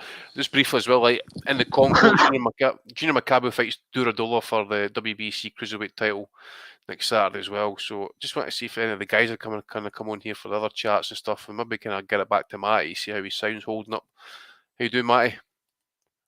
Oh, I'd probably imagine the same as the last hour and a half. Not sounding good so far, dude. Hey, well, yeah, let's see how long that lasts for, huh? So let's move it on here. There's a fair bit of action going on this week, but I think we're all interested in a few key fights. What are you thinking on Golovkin's return, Rob? Yeah, I'm not impressed by the opponent. I haven't seen or heard of the opponent before he was announced. What opponent has he got actually? It's the Polish guy. Polish guy, that's right. Kamil Zirameta. He's got like 2 knockouts or something like that. Something strenuous. Well, look, like I think there's been signs of regression in Triple G. The night of the first Danny Jacobs fight, I always said I thought he looked old that night. Certainly the second fight against Canelo and the fight against Derevchenko reinforced that. You're in against different animals in that fight. So I think he had a gimme knockout in between. And this is going to be another gimme knockout. Like, I think, I love Golovkin. Like, I think he didn't have his career-defining fight at the right time for him. Not his fault. He was the most avoided fighter in the sport, bar none. About 5, 6, 7 years ago, nobody wanted to fight him. I remember Andy Lee getting massive credit for signing on, and then Golovkin's father passed away, but nobody wanted to fight him. Peter Quillen didn't want to fight him. Sergio Martinez didn't want to fight him. Canelo didn't want to fight him. Eubank didn't want to fight him. Nobody wanted to fight Golovkin, and through no fault of his own, he probably didn't have the career. He still had an unbelievable career, but didn't have that kind of breaking out fight. And now it's like he's hanging on for this third fight against Canelo. In a hurry to give him that fight. My sound gone as well. Oh, fuck me, man. Something to do with the wind. I think they rub up against you or something like that. But maybe so. What about now? That's good. That's better. So I think like it wasn't necessarily his Golovkin's fault that he didn't have the breakout fight that he deserved. Brilliant on his day, brilliant behind the jab, can punch, seemed to have a chin of granite. There was nothing not to like about Golovkin, but at this stage I think he's just hanging on for a big payday, and we're going to learn nothing from next fight, apart from maybe that he's finished if this guy does anything in the fight. But yeah, sad kind of to see for Golovkin at this stage for me to fight like that, especially seeing as he put all his chips on this DAZN thing working out. I think he has, the lads mentioned today, I think he has shares in DAZN as well, which is now known as the Dead Zone. So no middleweights for Golovkin to fight of note. So we're getting this next week. Donnie, what are your thoughts on your fantasy boyfriend, Gennady Golovkin, and his fight coming up? I think Donnie dropped off a call. I think we've lost everybody. Donnie, Ozzy, they might be sitting mate trying to get back on the call if you want to try and add them back on there. But Donnie, Steve, was it Stephen, his name is, and Ozzy were on the Spiddle as well, but they've all seemed to have dropped off. But you can hear me okay now, huh? I can hear you fine in the room, mate. Aye, hopefully, fingers crossed. Yeah, maybe it was just a bandwidth issue that decided to pick on me or something. Who knows? The thing about Golovkin is that Father Time catches up with everybody, and he wasn't really a young fighter when we came to know him, at least in the more public eye. There were those of us watching him with Kasim Uma and fights of that nature. But it's going to catch up to him at some point, and he'll lose to somebody you wouldn't expect him to lose to. Is it going to be this fight? I wouldn't put money on it. Not any chance. But my hunch is it's coming up, and if he doesn't get a third Canelo fight, it'll happen in the next 12 to 18 months. Would you guys disagree with that? Yeah, I mean, we actually discussed the rematch, Canelo Golovkin, a couple of months back, actually, and we actually forgot as to how good a fight that was, actually. That actually they probably deserved Fight of the Year honours. I know at the time in that we weren't really interested in seeing a third fight in that, because obviously it had we all felt that Golovkin won the first fight. It was close in the second fight, and maybe just rankled a few Golovkin fans and that as well. We don't want to see a third fight because he just isn't going to get the rub of the green against Canelo on the cards and stuff. But this pandemic's hit everybody, and that we've seen some okay judges' decisions, but we've seen quite a couple of shocks this year as well. So you just wonder, maybe Golovkin, what is he, 38 now? I mean, we'll catch up to him at some point, but against opposition like this, he should nothing to fear, surely. I just think Canelo at this point probably has got his number because he's fresher. Golovkin, again, he doesn't vary it up. He does what he does, but I would probably even say as well as the way Charlo's going at the minute, would maybe beat him. Yeah, I think as well you have to factor into it the amount of training camps that Golovkin's had as a pro fighter, because when he turned over, as you said, he wasn't young, so they only had a certain amount of time. So he was out every 2 months there at one stage. Yeah, he was like one of the most active guys. And yeah, even though he's not taking punishment in those fights, it's the punishment his body is taking going through these camps the later as he gets on. And the 2 fights with Canelo, the fight with Danny Jacobs and the fight with Derevchenko, might have left something on him. Like, so, we do get shocks all the time. I don't expect it to be against a guy like this, but don't pin your hopes on the fact that he remains undefeated. and he gets that Canelo rematch, because I think if he got beat, Canelo's no way. Canelo don't want to fight him anyway. Doesn't want to give him the rematch anyway. So if he loses, it's going to be a tough way back. When he does lose, like I said, I don't think it's this fight. When he does lose, I think it's going to be by knockout. The way that he fights, Golovkin's a knockout waiting to happen, and just a matter of time before we see who that fighter might be. His chin's usually granite, though. To be honest with you, like, I mean, I don't know. I mean, at this point, I don't see that. I could just see, you can maybe see on swelling, for example. He's got the kind of high cheekbone stuff. Maybe he could swell up and stuff, or maybe the referee or cut or something. I don't think anybody stops him. To be honest with you, he is generally granite. But I agree with Rob on that. I mean, he had tough fights with Alvarez twice. That Derevchenko fight was. I watched that a few months ago again, just to remind myself, it was a fucking bloodbath, that fight. And Jacobs not as well, conceivably, possibly. I had Jacobs totally maybe just shaded that fight. Maybe just a knockdown, maybe kind of carried it for Golovkin in the end and stuff. But I mean, obviously he's a diminished fighter and stuff, and it is a bloody shame. There was fighters ducking on me. I remember Lou DeBella being on YouTube and stuff talking about Sergio Martinez. Doesn't need that fight at this point. Who's Golovkin?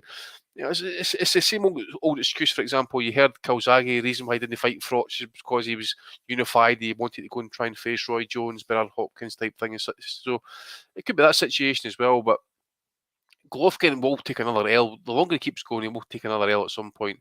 But you have to remember Cotto as well, Max. Am I a middleweight? Yeah. Another thing as well is what you mentioned about all those like amateur fights and stuff, and the training camps and that. He's 38, 39-year-old, and he's still making 160 at this point. So at some point, and a couple of times he's looked kind of like not so much deaf in the scales, but sometimes he's looked a wee bit kind of drawn on the scales a wee bit. You still don't know if that might catch up to him at some point as well, trying to make the weight. But he's generally professional enough in that as well. That's never really been an issue. So I think if Golovkin's going to take another L at some point, it is going to be on points. I don't think anybody's going to stop him unless he likes to really, really outstages his welcome in the sport, like in his like mid to late 40s, which he doesn't strike me as that type of guy anyway. I think he's got an exit plan. He's good money, so to speak, off dead zone. But some of it's in kind of like in shares in the company. So I don't know how wise that's going to be in the back end. So we'll wait and see. Donnie, do you have anything you can add to the Golovkin fight? No, nothing that's been already said. Can you hear me all right? Yeah. I'm amazed that they can hear me right now. Yeah, it's a miracle. Earlier in the show, you your sound's holding up pretty well there, mate. Now, to believe. I don't know what's going on, but I ain't gonna tempt fate, so I'm just gonna keep moving along here, man. I'm just gonna keep moving along here. I'd like to touch on this fight specifically. This coming up Sunday, and I think this is interesting. Last time this guy lost against Ronito Donaire in 2008. He is going for, I believe, the 15th defense of his flyweight belt. Would be the 40th victory of his career. He's able to win against Jason Mama. That fighter is Maruti Methylene, who has been holding steady at flyweight for well over a decade and just keeps piling up victories. Doesn't have a lot of huge names on his record. He's beat he's the first person to beat like I say. Beat Jean-Real Casimiro. And he beat Ikiri. But Andy, this guy's piled up one hell of a career without hardly anyone paying any attention. He's going against a young Filipino. He's 23. He's his record is kind of built off of nobodies. 184, 114, and 20 combined. What are your thoughts on this? Is he going to keep building on this little resume that he's quietly put together, or are we going to see a shocker in South Africa? A potential upset maybe. Methylene is a long-standing flyweight. I mean, I know he fought down at minimum weight as well at one point, but he has basically been a kind of long-standing champion, as you say. I remember a time when Gonzalez was running about the top of that division at the time and stuff, and he was probably top 3 at the time, Methylene. But the problem was that he was having was that he just couldn't really get fights. There was purse bids. I think he actually even lost his title and had to regain it again, and after like losing it on, I think it was like he'd been ordered to a purse bid, and it was something like $30,000 and stuff, and it was maybe he was going to fight for that type of money, and it ended up kind of falling through. But he ended up going on the road, fought in Italy, fought in Panama. He's back home again, and then went to Kuala Lumpur and beat Mohammed Wasim. But it was people will probably remember him more actually beating Yukari Yagashi, and it was the manner in which he done it, because it was pretty much back and forth war. Yagashi gave it was his last chance really at a world title, and he ended up retiring off the back of that fight and stuff. But you just don't know with the Filipino, is he an unknown quantity? I know he's got a wee bit of amateur background and stuff. He's got a decent knockout ratio, but 23 against a 38-year-old, you just never know. It might just be the old man's time's up, and it might just be the fact it might just be the young man's opportunity that he maybe needs. Just kind of goes in there and just takes him out. He is the top ranked contender for the IBF title and stuff. So we just need to see how it plays out in that. But Mathlene, again, as I say, it's not a stellar career. I mean, he has got some good wins, but he's been plagued by problems with getting fights and promoters. I mean, if you look at his record, I'm sure there's some gaps in his record and that between dates and stuff, because he said like be out the ring for a year here and a year there and stuff. So not really made the money, so to speak, as well, considering like say Gonzalez, he's not who he's kind of like really was champion around about that time. Ioka and that as well was in there. So some good fights. Now, if he gets through this, you never know. Maybe Eddie might make the call, make a unification fight with Julio Cesar Martinez, which we're all seem to be high on at this point. So wait and see how that one pulls off as well. Excellent. Yeah, we'll see what happens there. I haven't seen any odds pop up. It's one of those fights where you feel like you can bet a couple bucks on the underdog, and it'd probably be pretty sizable odds just for a punt. Just for a punt. Does anyone else have any thoughts on this fight? Right on. Moving on. We have a little fight. Slightly interesting. Hold on, bro. Your sound is going to the whatchamacallit. So I don't know if you want to type in the chat what the fights are or something, and we'll try, because I don't know if what everyone else is hearing, but I can't hear a word of that. Yeah, you're breaking up badly there. So what we'll do is I'll bring in the other guys and that. So like Aussie, for example, on the undercard next Friday, Golovkin card, you've got John Ryder fighting Mike Guy. You'll probably have a bit more insider information possibly in that, but I'm assuming that's just a fight that's been made to not so much placate him, but just keep him active as sorts, because he needs a fight. Correct. He's not getting fights. He's not getting a fight that we want to see him fighting, but it's clearly a keep busy one, surely. Yeah. It's exactly that. It's a case of they tried to get him out earlier. They made a couple of attempts. They tried to make the David Lemieux fight, and then tried to make the Fedor Chudinov fight as well. Now, Lemieux seemed keen at the start, but then was made an offer of about $300,000, and then decided he didn't want to travel to the UK. They then tried to make the Chudinov fight, and they just couldn't work things out because there was a bit of time as well, more short notice, more than anything. So they're going to look to make that early next year I think it's going to be for the WBA regular title. Which, look, I know we all have,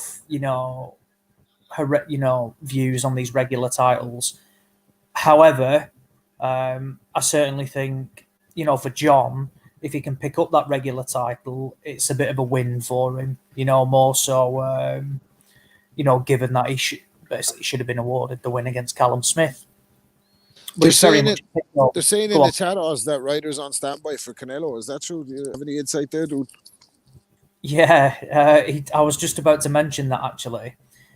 I wouldn't specifically say it's standby, as in, he's there. However, should either or fall down, I think more so if Callum Smith was to fall down, failing a COVID test, you have got basically a ready-made replacement out there who can, pick it up. Likewise, on the Golovkin undercard as well. If the poll fails the test, I basically spoke to John and he said, "Show me the money. Let's make it up. If the money works, then I'll happily step up and take that fight as well." So I wouldn't say, he's been brought out there. It's more so that they needed to get him out there. There was no space on this Joshua card. This opportunity cropped up. He actually felt he wasn't going to fight at all. So it's very much, look, the opponent's not great. But we've seen before, fighters fall short, when the they've taken their eye off the ball. It's a bit of Christmas money for him, and it's 100%. very much it'll be all eyes on Fedor Chudinov early next year, which I think is a good fight for John. I think he'll look good in that sort of fight. So, yeah, you never know. He could end up winning. I mean, I hope Callum Smith doesn't fail a test. I would never wish that on anybody. But John could end up getting the Canelo fight ultimately by accident, if it is there, and he's just right place, right time. He's in America now. They didn't want to get out there too early purely because COVID is quite rife out there. And they themselves don't want to fall ill with it. They're out there now about a week in advance. And again, just getting ready for the fight on Friday night. Just on that card and that, I mean, obviously, we're not really into women's boxing and stuff, but just there's a Korean on that card, Han Mai Chow. She's actually born in North Korea, defected to the south, and that went on to become world champion and stuff. So I dare say Sky, if it's getting shown on that, they'll be over the storyline and stuff. But it is quite a good story if you go and read that. Actually, so less talk, more action. Yeah, don't forget that one. Go to AsianBoxing.com and type in Yan Mai Chow, and you'll read the story about her and stuff. Rob, did you Rob and Ozzy? Did you break down your thoughts on Golovkin fight next week? I think you did, Rob. Yeah. I was just saying that I think it's a pity for Golovkin that he never had the career to fight a fight. And there has been some slippage, but I don't expect anything. I don't expect any big shocks next week. I think he'll walk through this guy. They'll try and it'll probably be a highlight reel knockout, and they'll try and squeeze him for another few quid with the Canelo rematch down the line. Ozzy, just on Golovkin, I take it I dare say. I mean, we're all expecting him to win in that, but I think looking in on this fight, it's purely going to be a look at Golovkin. Has he slipped? Is he hungry? Is he still wanting to keep fighting and stuff like that? He's still world champion and that, but at some point, he's going to have to hang it up at some point, because really he's got nobody really in that camp to basically be fighting next, unless he's going to start moving up weights and stuff like that, No, it's not a great fight for him, and particularly at age 38, he doesn't really want to be wasting time on no-mark mandatories like this. I expect him to come through with relative ease, and I think the best thing that can happen to Golovkin is he destroys this guy, in 2 or 3 rounds. He can't punch this guy. I mean, look. I mean, it's not the worst mandatories, and he's been European champion. Oh no, hang on, no. I think this guy's been EBU EU, so it's the fake European team. Yeah, the second tier one now. Oh, right. No, sorry. Well, I withdraw that then. This is an appalling mandatory. Golovkin, he isn't what he was, but he'll be dispatching of this guy pretty comfortably. And it's difficult to see. I don't think we'll see, what's it called? I don't think we'll see the Canelo fight again, personally. I'd be shocked if that happened. And I'm just looking now. I'm going to look at the ranking. Not sure who, Eubank Jr. I mean, we're talking about Andre Saunders next year. I don't really know. Munguia, maybe. I don't know. I think he's still a difficult fight for a lot of people. It's kind of difficult to see where. It sounds bizarre saying it, doesn't it? But where Golovkin will go next. Look, they won't be short of offers in terms of he's still a world champion. They'll get opponents, but you just don't see him, getting. It's difficult to say, getting the huge names, because I don't know who it would be, really. Maybe Jamal Charlo. I think that's a bad fight for him at this stage of his career. And I mean, I think the Eubank Jr. fight would actually be quite fun. Visually, I don't think Eubank Jr. would win, because I just think he takes too many shots. But we've not really seen a lot of Eubank Jr. since he's been training with Roy Jones, out in America. I mean, we saw him for, a round or 2 against Korobov, and then Korobov's shoulder popped. So that you can't take anything from that. But do you know what I mean by, stylistically, Eubank Jr. is all action. I think it would be quite interesting. But I disagree with what Matty said as well. I don't see Golovkin. I don't think he's a knockout waiting to happen. Canelo landed everything, basically put the kitchen sink behind some of his shots and didn't make a dent in Golovkin. I think I agree with you. The only way Golovkin is getting stopped is if he's boxing at 55 and he dislocates his hip in the ring, and that's the only way he's getting knocked out. I don't see him getting knocked out of goal. This guy has got one of the most legit chins in the sport, never been dropped. I don't even think he's been hurt. I've never seen him been buzzed, and I always remember that right hand he took off. He took off Canelo and continued to walk forward. I think Canelo looked then and just thought, fuck, I've just landed a huge shot and it's not even budged him. Likewise, Canelo the other way as well, Golovkin to Canelo. So I don't see him getting stopped. I think he comes through with relative ease. And I think for now, basically, mandatory fights just need to go out the window for him. I know it's not that easy, but his time's not on his side for him to be wasting camps and energy and any sort of thought against substandard opponents like his opponent on Friday. Yeah. Just rounding up that card, actually, Ali Akhmedov fights Carlos Congora for the IBO super middleweight title, vacant belt. Not really got kind of much input on that one, to be honest with you. Just basically that probably Akhmedov could do a wee kind of step up in that. This Ecuadorian, I've got no knowledge of him. He's undefeated. He's 31, so it could be a hit or a miss. You just don't know what's coming out of that country, to be honest with you. It's just a bit like the Mexicans and the Filipinos and stuff. You may get an undefeated record coming out of that country and that, but it could be an unknown quantity at the same time. There could be big bangers, big hitters, or they could have paper chins. You just don't know. We'll see how that kind of unfolds. But the big fight next week, I suppose, return of Saul Alvarez. Finally got the fight on with Callum Smith. Everybody, Scousers believe Smith's going to win this fight easily. Undercard, not much to write home about. Really kind of filled with prospects and stuff. We shout out to Mark Castro, who's making his debut in this card apparently as well. Castro is a highly touted amateur. He even beat Keyshawn Davis and that as well back in the amateurs and that. So it'll be interesting to see how he opens up his pro ledger. But guys, Rob and Ozzy, if Matty can dive in here as well. And I'm just stepping in post-host, because Matty's sounds kind of like in and out and stuff like that. So just trying to kind of keep it fluid here. But Alvarez against Smith and that, I'll just put my 2 pence worth in. For me, I think Alvarez wins on points. There's a lot of body for Alvarez to be aiming at and stuff like that as well. But I think it really depends on how Smith approaches this fight, because he really sometimes he fights flat. I don't know if it's a situation whereas it's like a situation that's going to be like high profile and that type of thing. You know, he's got to be an opponent that puts the fear into him and stuff like that. I don't know. But there's just like, for example, the Ryder fight, Holskin, Skoglund. Did he look fantastic? He did what he had to do to win fights and stuff. That's all you can do. Like, you get in the ring and you step in it, you got to try and win the fight. But I just think there's a bit to him in that, whereas he just doesn't up it. He doesn't, you see me John Ryder, for example, and that he was jabbing him pretty well, he was catching him with a jab and that. I just think what we've seen Ryder do, I think Canelo can do that 10 times, not about 10 times better, but I think he can do it far better than what John Ryder can do. So maybe I could maybe see a late stoppage. Again, Smith makes that 168. I do not know. He must be like something 2-3% body fat to make that weight. But if there's anything, semblance of like struggling with that weight, and that Canelo would probably work that body and probably would find a way. But again, on the flip side, the reach, Smith's is massive as well. Again, as well, would he be able to catch Canelo with the vaunted left hook? Well, we've seen Golovkin hit him with bombs and that as well. He didn't budge. He's generally quite tough. He's got a thick neck, good balance and that about him as well. So really, I'm going to say safe prediction. I'm going to say Canelo on points. Rob, Ozzy, what are you thinking? Yeah, Canelo's a bit of a heartbreaker for me, because I rooted for him so heavy throughout his whole career.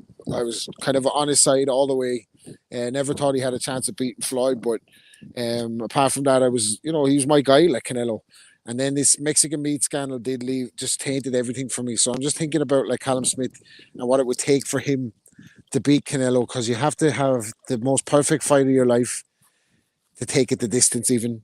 And if you do that, even if you've won the fight, you're not going to get it on the cards. Plus, Canelo's probably juiced to the max. I don't care if he's in VADA testing or not, as the old Lance Armstrong said, they had doctors and we had better ones. And the guy that generates the biggest money in the sport, not casting any aspersions on his character, but if he was wanting to circumvent the testing process, I would say he wouldn't have too much trouble doing it. So there's a lot for Callum Smith to be up against that. Saying that, you had Joe Gallagher saying a lot of the time, especially after the Ryder fight, Callum needs a big fight to get up for it. Well, he turned down this fight, I think, already once. He's got it now. he's got to be up for it. And I kind of go off the eye test. I don't have any kind of, bias towards Ryder. Like, we love Ryder because he comes on the pod. But if I thought Callum Smith beat him, I'd say Callum Smith beat him. But I thought Ryder beat Callum Smith, and I thought it was quite easy work for him in certain aspects of the performance. So I can't see Callum Smith being able to up it to the levels required to beat Canelo Alvarez. And if he does, I'll tip my cap to him. But I just don't see it. And I think as well on the eye test, fellas very rarely don't show off how good they are when they have the opportunity. There's very rarely fighters in the sport who are reluctant to show how good they are when they're given opportunity especially against inferior opponents, as Gallagher was alluding to about John Ryder. So I don't believe that for a split second. And based on that alone, I don't think he has anything for Canelo Alvarez. So I'm going to go for the stoppage. I think there's a lot of it. There's a massive target for Canelo to aim for, especially with those body shots. But I wouldn't be surprised if it's a headshot that actually finishes it. Very accurate. Seems to have enough pop to keep fellas off him all the time, even though he's not a big one-punch concussive knockout artist, unless you're Baldomir or James Coughlin. That's a long time ago. So I don't know, man. I just think it's another showcase performance for Canelo, and he's in bad need of a rival now. Like, he's in bad need of a rival, because this is just like a finish off the career tour. He fought everybody up to a point. You could say even fights he was trying to make that he couldn't make against the likes of Paul Williams and I believe Victor Ortiz as well, before he got his jaw broke by Josecito Lopez. So he was willing to take on big challenges early in his career, but now it's like a retirement party for him. He's got the big money deal. He's left DAZN. He's the biggest draw in the sport, and he's calling the shots on Fighting Fuck All, basically, isn't he? Like, so even if he goes and fights Saunders, I mean, that's an interesting fight, I guess, but it's a better opponent. But I just it feels like a bit of a retirement party for Canelo. So that may be his only weakness. But I think he just fucking walks through Callum Smith. I agree. Yeah, I agree. I think stylistically, Canelo's a nightmare for Callum Smith. I think John showed, the way to beat Callum Smith, and in terms of a counter punch, and it was his height coming in low, and Canelo is an all round a lot better than John, and I think it will be pretty straightforward for Canelo, to be honest. We always hear, about Canelo, Callum needing the big fight for what's it called, to get up for. Well, George Groves was a massive fight, and Callum Smith didn't look brilliant in that. And Groves had shoulder, basically one arm, because his shoulder was goosed. He references that quite a bit in his podcast with Tris Dixon, which I recommend to all. That if you haven't listened to it, definitely do. It's a brilliant listen, and he gives a good insight into his career, particularly towards the latter end. I've never really been impressed with Callum Smith. I think he beats, he looked great against Ndam, but so he should. For me, he lost to John Ryder. He did stop Groves, and he capitalised well on Groves when Groves was hurt, and he got him out of there well. But he didn't look good against Skoglund. He didn't look good against Holsken. And look, he didn't look great against Luke Blackledge, and this was 4 years ago now. So I just think, look, it's been somewhat short notice, this fight. I know they've had time, but when the announcement was made, what was that, about 3 weeks ago now? 4 weeks ago? Maybe a month at tops, yeah. About a month ago, and they were in camp, but they only knew when it was announced about 10 minutes before that this was happening. They've got to get out there, acclimatise. It's a horrendous time to get out there and acclimatise at the moment, given the circumstances. It's difficult to go around gyms, and I always think in the US, it's best when the fighters from the UK or anywhere else can get out there, and finish the camp over there. I don't know when Smith actually flew out to America. I'm not 100% sure, so I don't know how long he's been out there. But I just think, look, Canelo's an all-round better fighter, and his style is a nightmare for Callum Smith. I know we talk about Smith's size, but it can't be healthy for a guy of his size draining down to 168, and he does not look good on the what's it called, on the scales at times. He looks very gaunt. Yes, he does rehydrate, and he looks huge. But look, Canelo's boxed up at light heavyweight against, arguably one of the best light heavyweights in recent years. Yes, Kovalev wasn't, the fighter he was against Andre Ward in the first fight, but he was no slouch, and Alvarez wiped him out there, and wasn't feared by the power. So I don't see what potential Smith can do to go and beat Canelo. So look, I think it might well be. I'm toying between relatively early and Canelo just destroys him, or perhaps because look, the Gallagher game plan is always, isn't it, warming into the fight. Yeah, you rarely see a Gallagher fighter, go out and take the early rounds, and I just don't. I think that's basically disaster waiting to happen. And if I just don't see how you can give up, particularly against Canelo as well, who we know is favoured on cards, and he is, how you can basically give up early rounds if you let Canelo, and Canelo's probably in his prime. I think he stops Smith. I think in the mid rounds. I don't think it'll be really early. I think it'll be in the mid rounds, between probably 5 and 8. I think he'll get him out of there, and I think it will be. I think he'll break down the body, and I think it'll be a headshot. I agree with Rob. He'll wear down that body, but it'll be ultimately a headshot. From where we have seen Smith buzz before to the head, I think it'll be a headshot that is Callum Smith's downfall, and he gets stopped pretty convincingly. And I don't think he'll really do much, to be honest, against Canelo. 2 picks for the Canelo stoppage. I'm kind of either going late or on points at this point. Matty, will just lead us out here, actually, if you want to give us your take on the fight and stuff. I know your sound's kind of like in and out and that, so we're going to cut the show short. We're going to bother with Belly of the Week this week. So I'll let you speak, mate, to see how long your sound holds up and gives your take on the big fight next week. Can we even make it 10 seconds here? All right. It's actually a pretty good fight. I think that Alvarez is building a nice resume over 154 pounds since he left that division.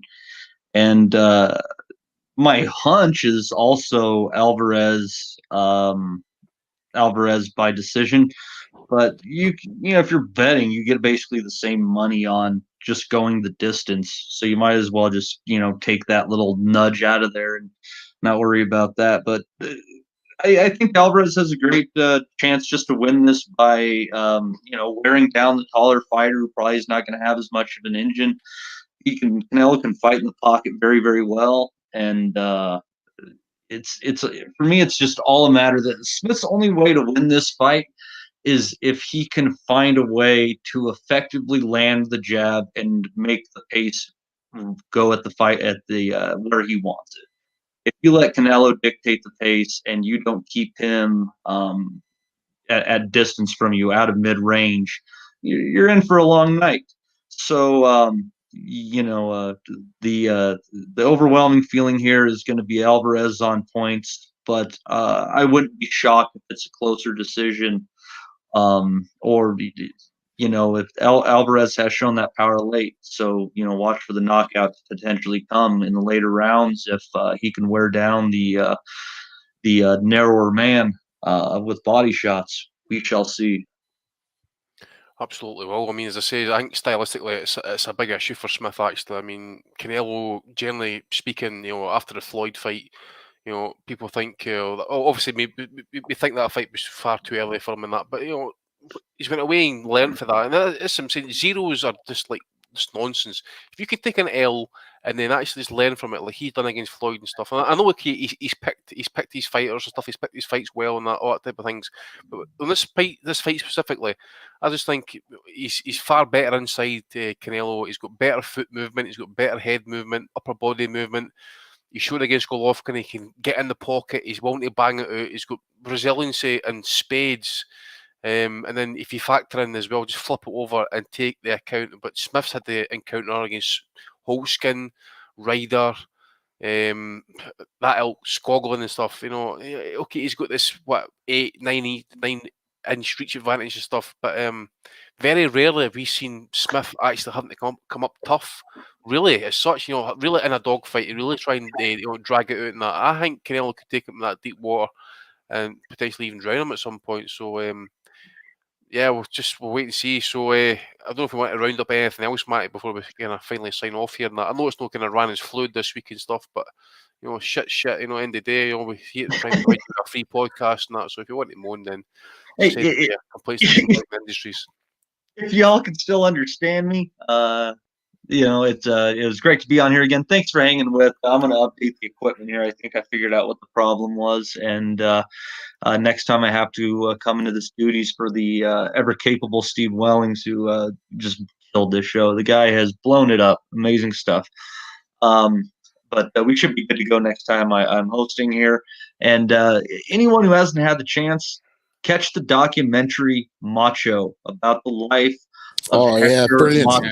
Macho. Brilliant. For people who don't just like to watch fights, for people who love fighters, this is for you. A tragic, terrible tale, but an incredible one nonetheless. If any of you guys have caught it, love to hear your thoughts. Absolutely. Well, Rob, I know you've seen it, mate. I watched it as well the other day. Oh, brilliant. Well, Macho Camacho was one of my heroes. Catching that fight on TV and that. And I always thought he was the precursor for Nazim Hamed. Thought Hamed took a lot of inspiration from Macho Camacho, but it's kind of leading me into another point about this Shannon Courtney thing. And I know that's a horrible segue between Macho Camacho and Shannon Courtney, but like, I'm not saying society should tolerate hatred or racism or homophobia or whatever it is, but I think society should stop going after boxers, because boxing is a wild sport, and to be in the sport, you got to be wild. And I know there was a terrible piece in the Times this week about the journalist has turned his back on boxing and because their brains are getting rattled around. And all right, fair enough, that's where you stand with. That's where you stand. But the counter to that is that boxing saves so much lives because it takes people out of poor economic backgrounds, little education, and gives them a chance to do something in life. So with that being said, we have to stop kind of holding boxers to account from this moral compass that we have, because we don't live in their world. Like, so, if you're going to call it on Shannon Courtney, you're going to call it on you have to call it then on Tyson Fury for his comments, AJ's for certain comments he's annoyed people with, fucking Shakur Stevenson for beating up the woman, Gervonta Davis. I mean, boxing is riddled with characters like Jake LaMotta, wife beaters, Sugar Ray Robinson, wife beaters, both the fucking pinnacle of cinematography in a Martin Scorsese classic. So stop looking to boxers to be those moral beacons. They're troubled people a lot of the time as well. It's a fucking very different, it's a different world than we live in. So I get that you don't want to tolerate certain things, and absolutely, we have to progress towards that, being tolerant of everybody. But at the same time, you're looking to the wrong people. Everybody in the documentary echoed, if you'd have taken the wildness out of him, which ultimately was his downfall, you wouldn't have Macho Camacho in the first place. And a lot of similarities between his documentary and the Maradona one, by the way. Brilliant stuff. Really good stuff if you haven't seen it. Yeah, it was sad in the end. And that, I mean, Ozzy can come in here in a minute. He's wanting to speak about Shannon Courtney and stuff, but it was sad that because he's trying to make some sort of kind of comeback in that. I think he was trying to do an exhibition with Roy Jones Jr. He's back in the gym and stuff, and he's working away and stuff.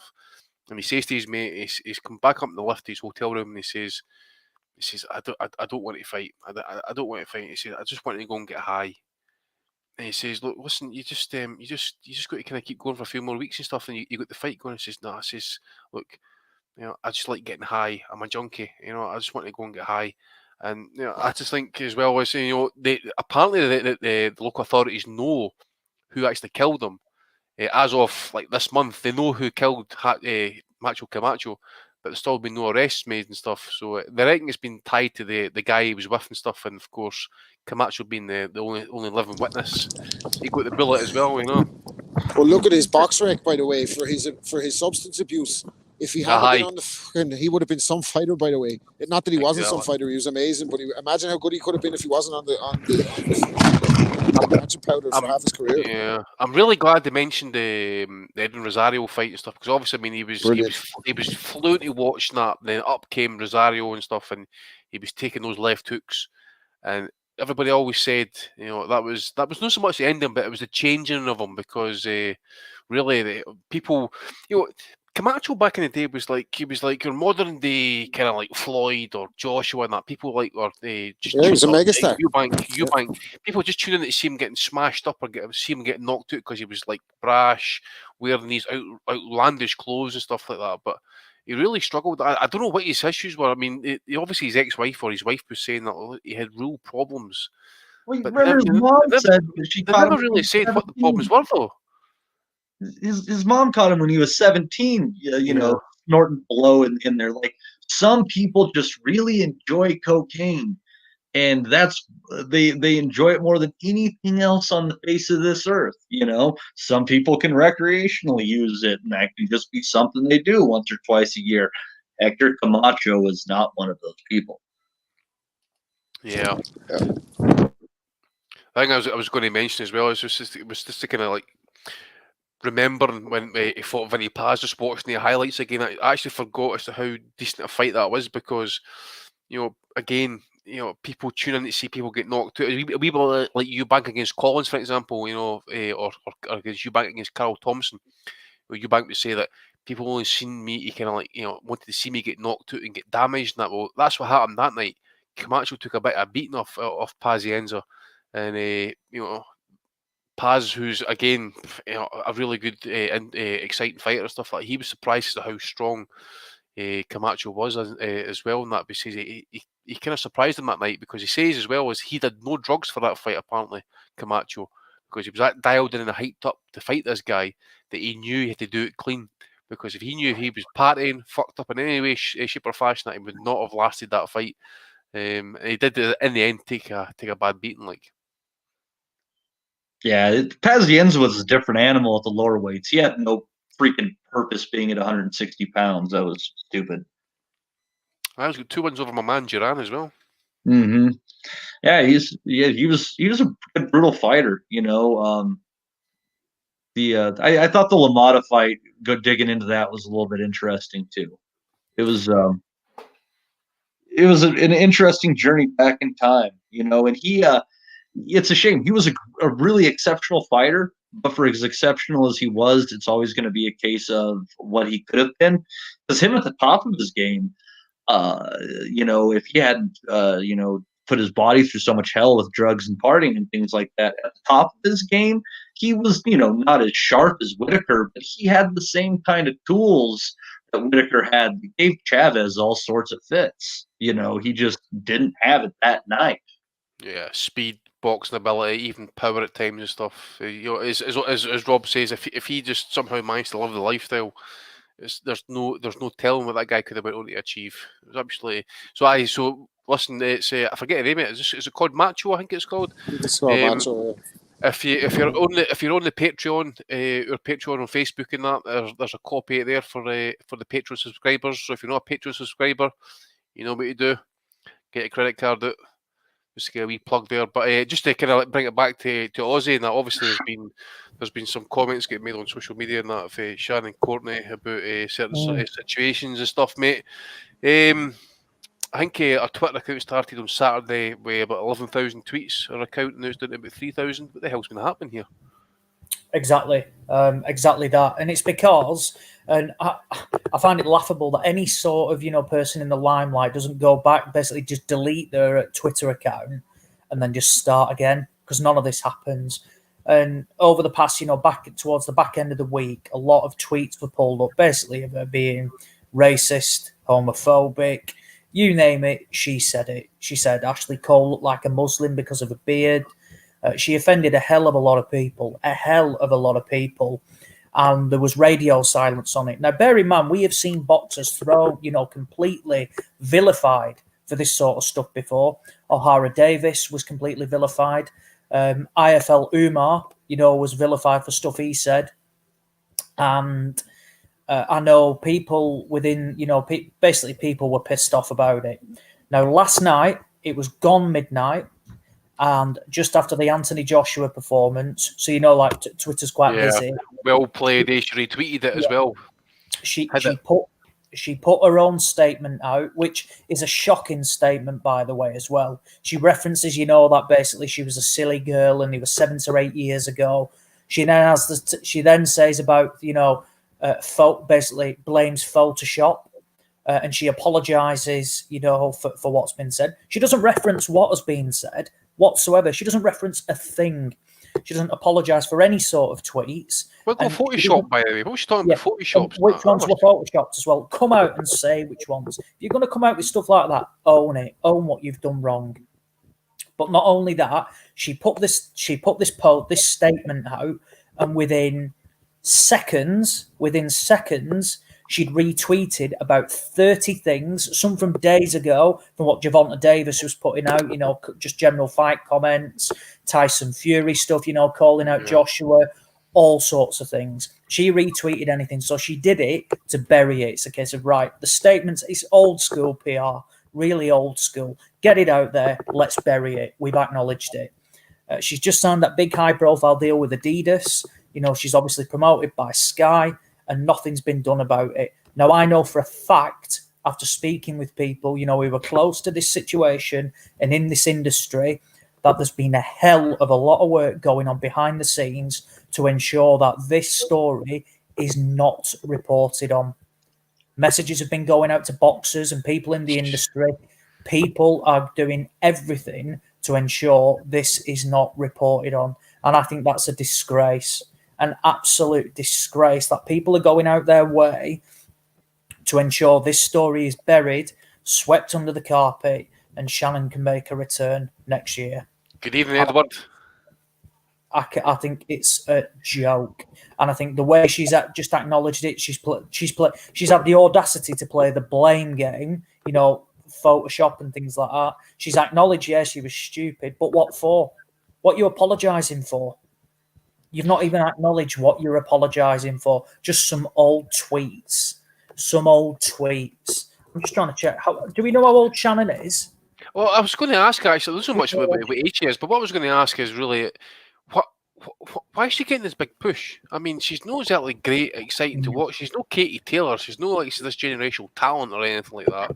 So why all the promotion? Vivian Obanov. Yeah. She's a badass. That's the women's match I really want to see. Serafina versus Obanov to see who can bludgeon better. She also out there wielding a blunt object during the week as well, wasn't she? She wasn't smoking it, so you fucking cracking it on someone's head. She also claims she was a what's it called? She was a teenager. No, she wasn't. She was 20. No, look, we're picking at things. But again, don't say you were a teenager and then reference these took place 7 years ago when you're 27 now. So you would have been 20. So again, the whole statement was a farce. She is a farce. And the industry itself, and to be fair, people have called her out on it. Like Alan Dawson, I know who works for Insider Sports, said, called her out and replied straight away and say, what are you apologising for and what tweets were photoshopped? No response, radio silence. And look, we've seen boxers, and I get, look, what Rob was saying, and I'm not a believer that sports people should be role models. They play a sport. It's the media that want, footballers, cricketers, NFL stars to be role models. Not all of them are. They're just talented at what they do. There's nothing in a contract that says you need to be a role model. That's fine. But then don't come out and, like she loves to play the, it's not right that people, are targeting celebrities. She was the one calling fucking Vanessa Feltz a fat bitch and Anne Hegarty off the chase, a fat slag, and like calling her out for being greedy. She was beefy herself at one point, no? Shannon Courtney needs to rewind the clock and remember she was a fucking blob shop herself and fucking huge. So don't start calling people fat and stuff, from a while ago. The only reason she's apologising is because she's been caught. That's the only reason why. If these tweets hadn't been there and they hadn't have been spotted, she'd have been carrying on her day-to-day life like nothing's happened. Well, she's only apologising because she's been caught, and she put this shitty statement out and then hid it straight off the back of a huge fight. And in her world, she thinks she's done everything. But the fact is, people know it's bad because they're going out the way to ensure this is swept under the carpet. Did O'Hara Davis do any worse compared to what Shannon Courtney did? I mean, Absolutely not. Absolutely not. Absolutely not. Well, they fucking slaughtered him, didn't they? Big style. Big time. He lost his he lost his management deal, he lost his promotional deal, and he had to return off it.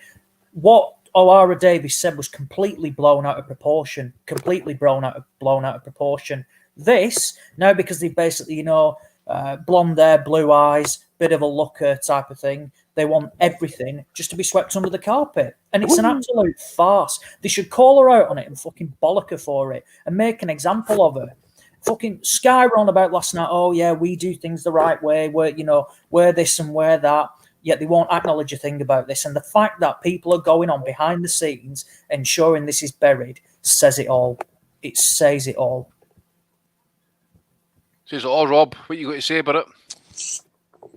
I don't know, man. I don't know. Like, I'm on the other side, really. Like, to be honest with you, like, I get Oz's point and all that. Like, but again, as boxing fans, then we have cancel culture, basically.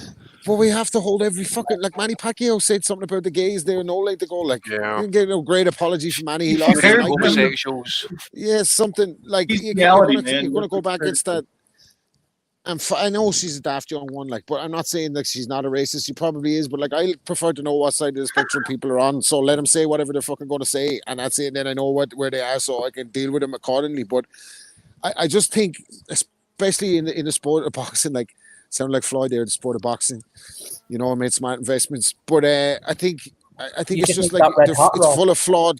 Yeah, exactly. But it's full of flawed characters. Like, so you take the flawed characters out of boxing, you're not going to have a sport. Like, take from the top down. Look at AJ. Like, if we're going to hold AJ accountable for when he was an armed robber, and like, as much as I criticize him for being a PR robot, he is a good role model for young fellas. Like, he is a good fucking example of people that can turn it around if they get the right opportunity. Like, so I'm hesitant to go down the road of completely slaughtering Shannon Courtney. So I know the things that she said are despicable, and I don't want to contradict myself because I'm slaughtering Billy Joe Saunders every time he comes out with some filth as well.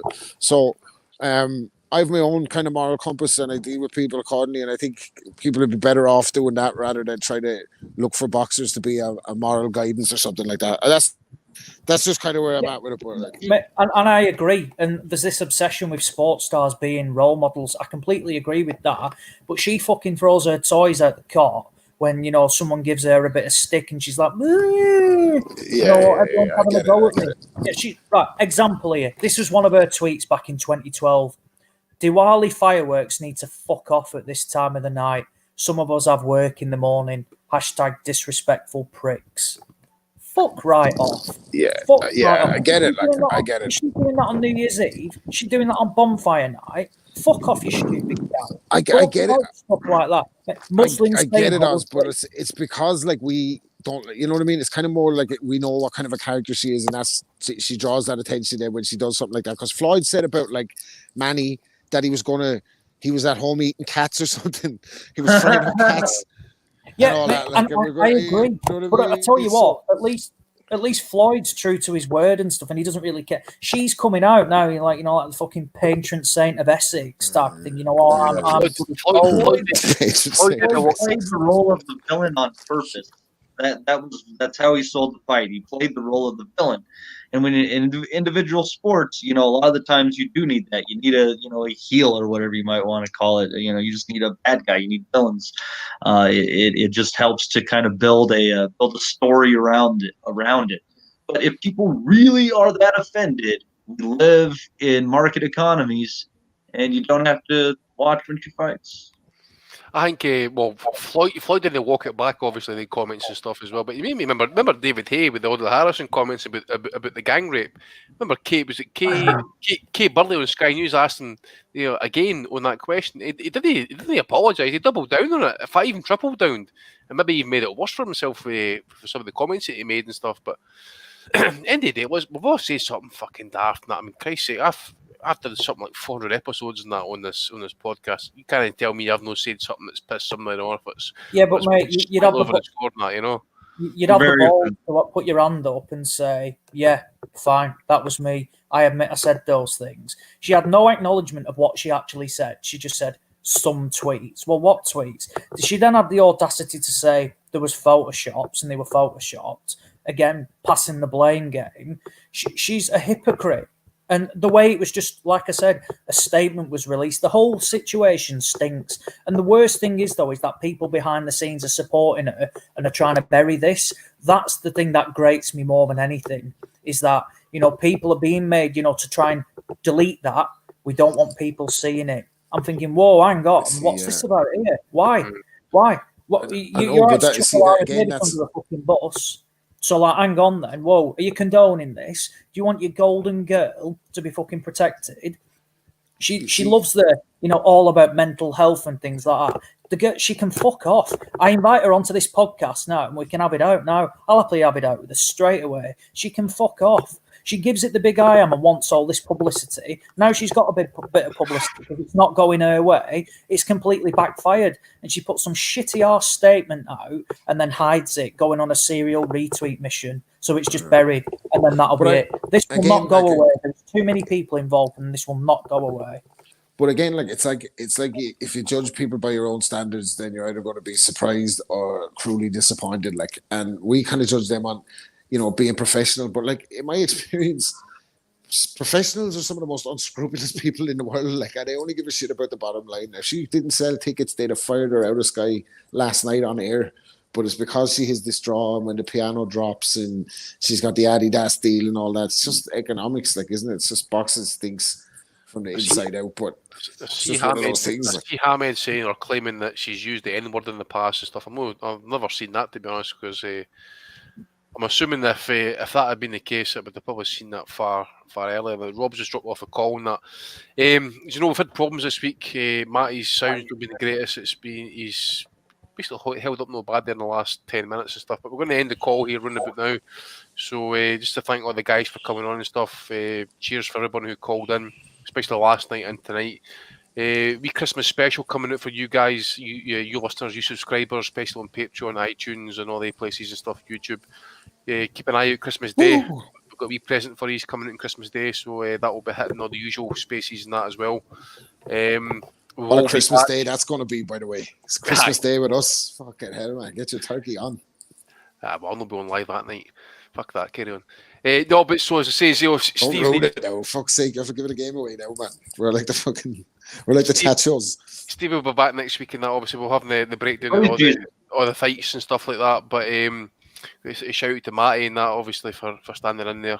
Ozzy for coming on, Rob, Smiddle for a wee bit. I think it was, I forgot your mate. Yeah, the other guy's name is Stephen Lynch. Stephen Lynch, cheers for that, mate. You made some good points in that as well. So thanks a lot for that. Chuck was doing a lot of fucking, banging in the chat and stuff like that. Look, mate, the weekly Chuck showdown. You're literally at fucking no notice second here because Matty's got fucking technical problems. So what the fuck do you expect me to do here, right? I'm leading as best as possible. So anyways, we're going to be ending it here. Maybe I'll the week this week, and that's what will be a massive show next week. Loads of fights to discuss. We'll probably break down the Japanese fight between Ioka and Tanaka, which is the big fight for end of the year and stuff like that. So if you didn't join us, have a good Christmas, and we'll see you next week. All the best. Ooh.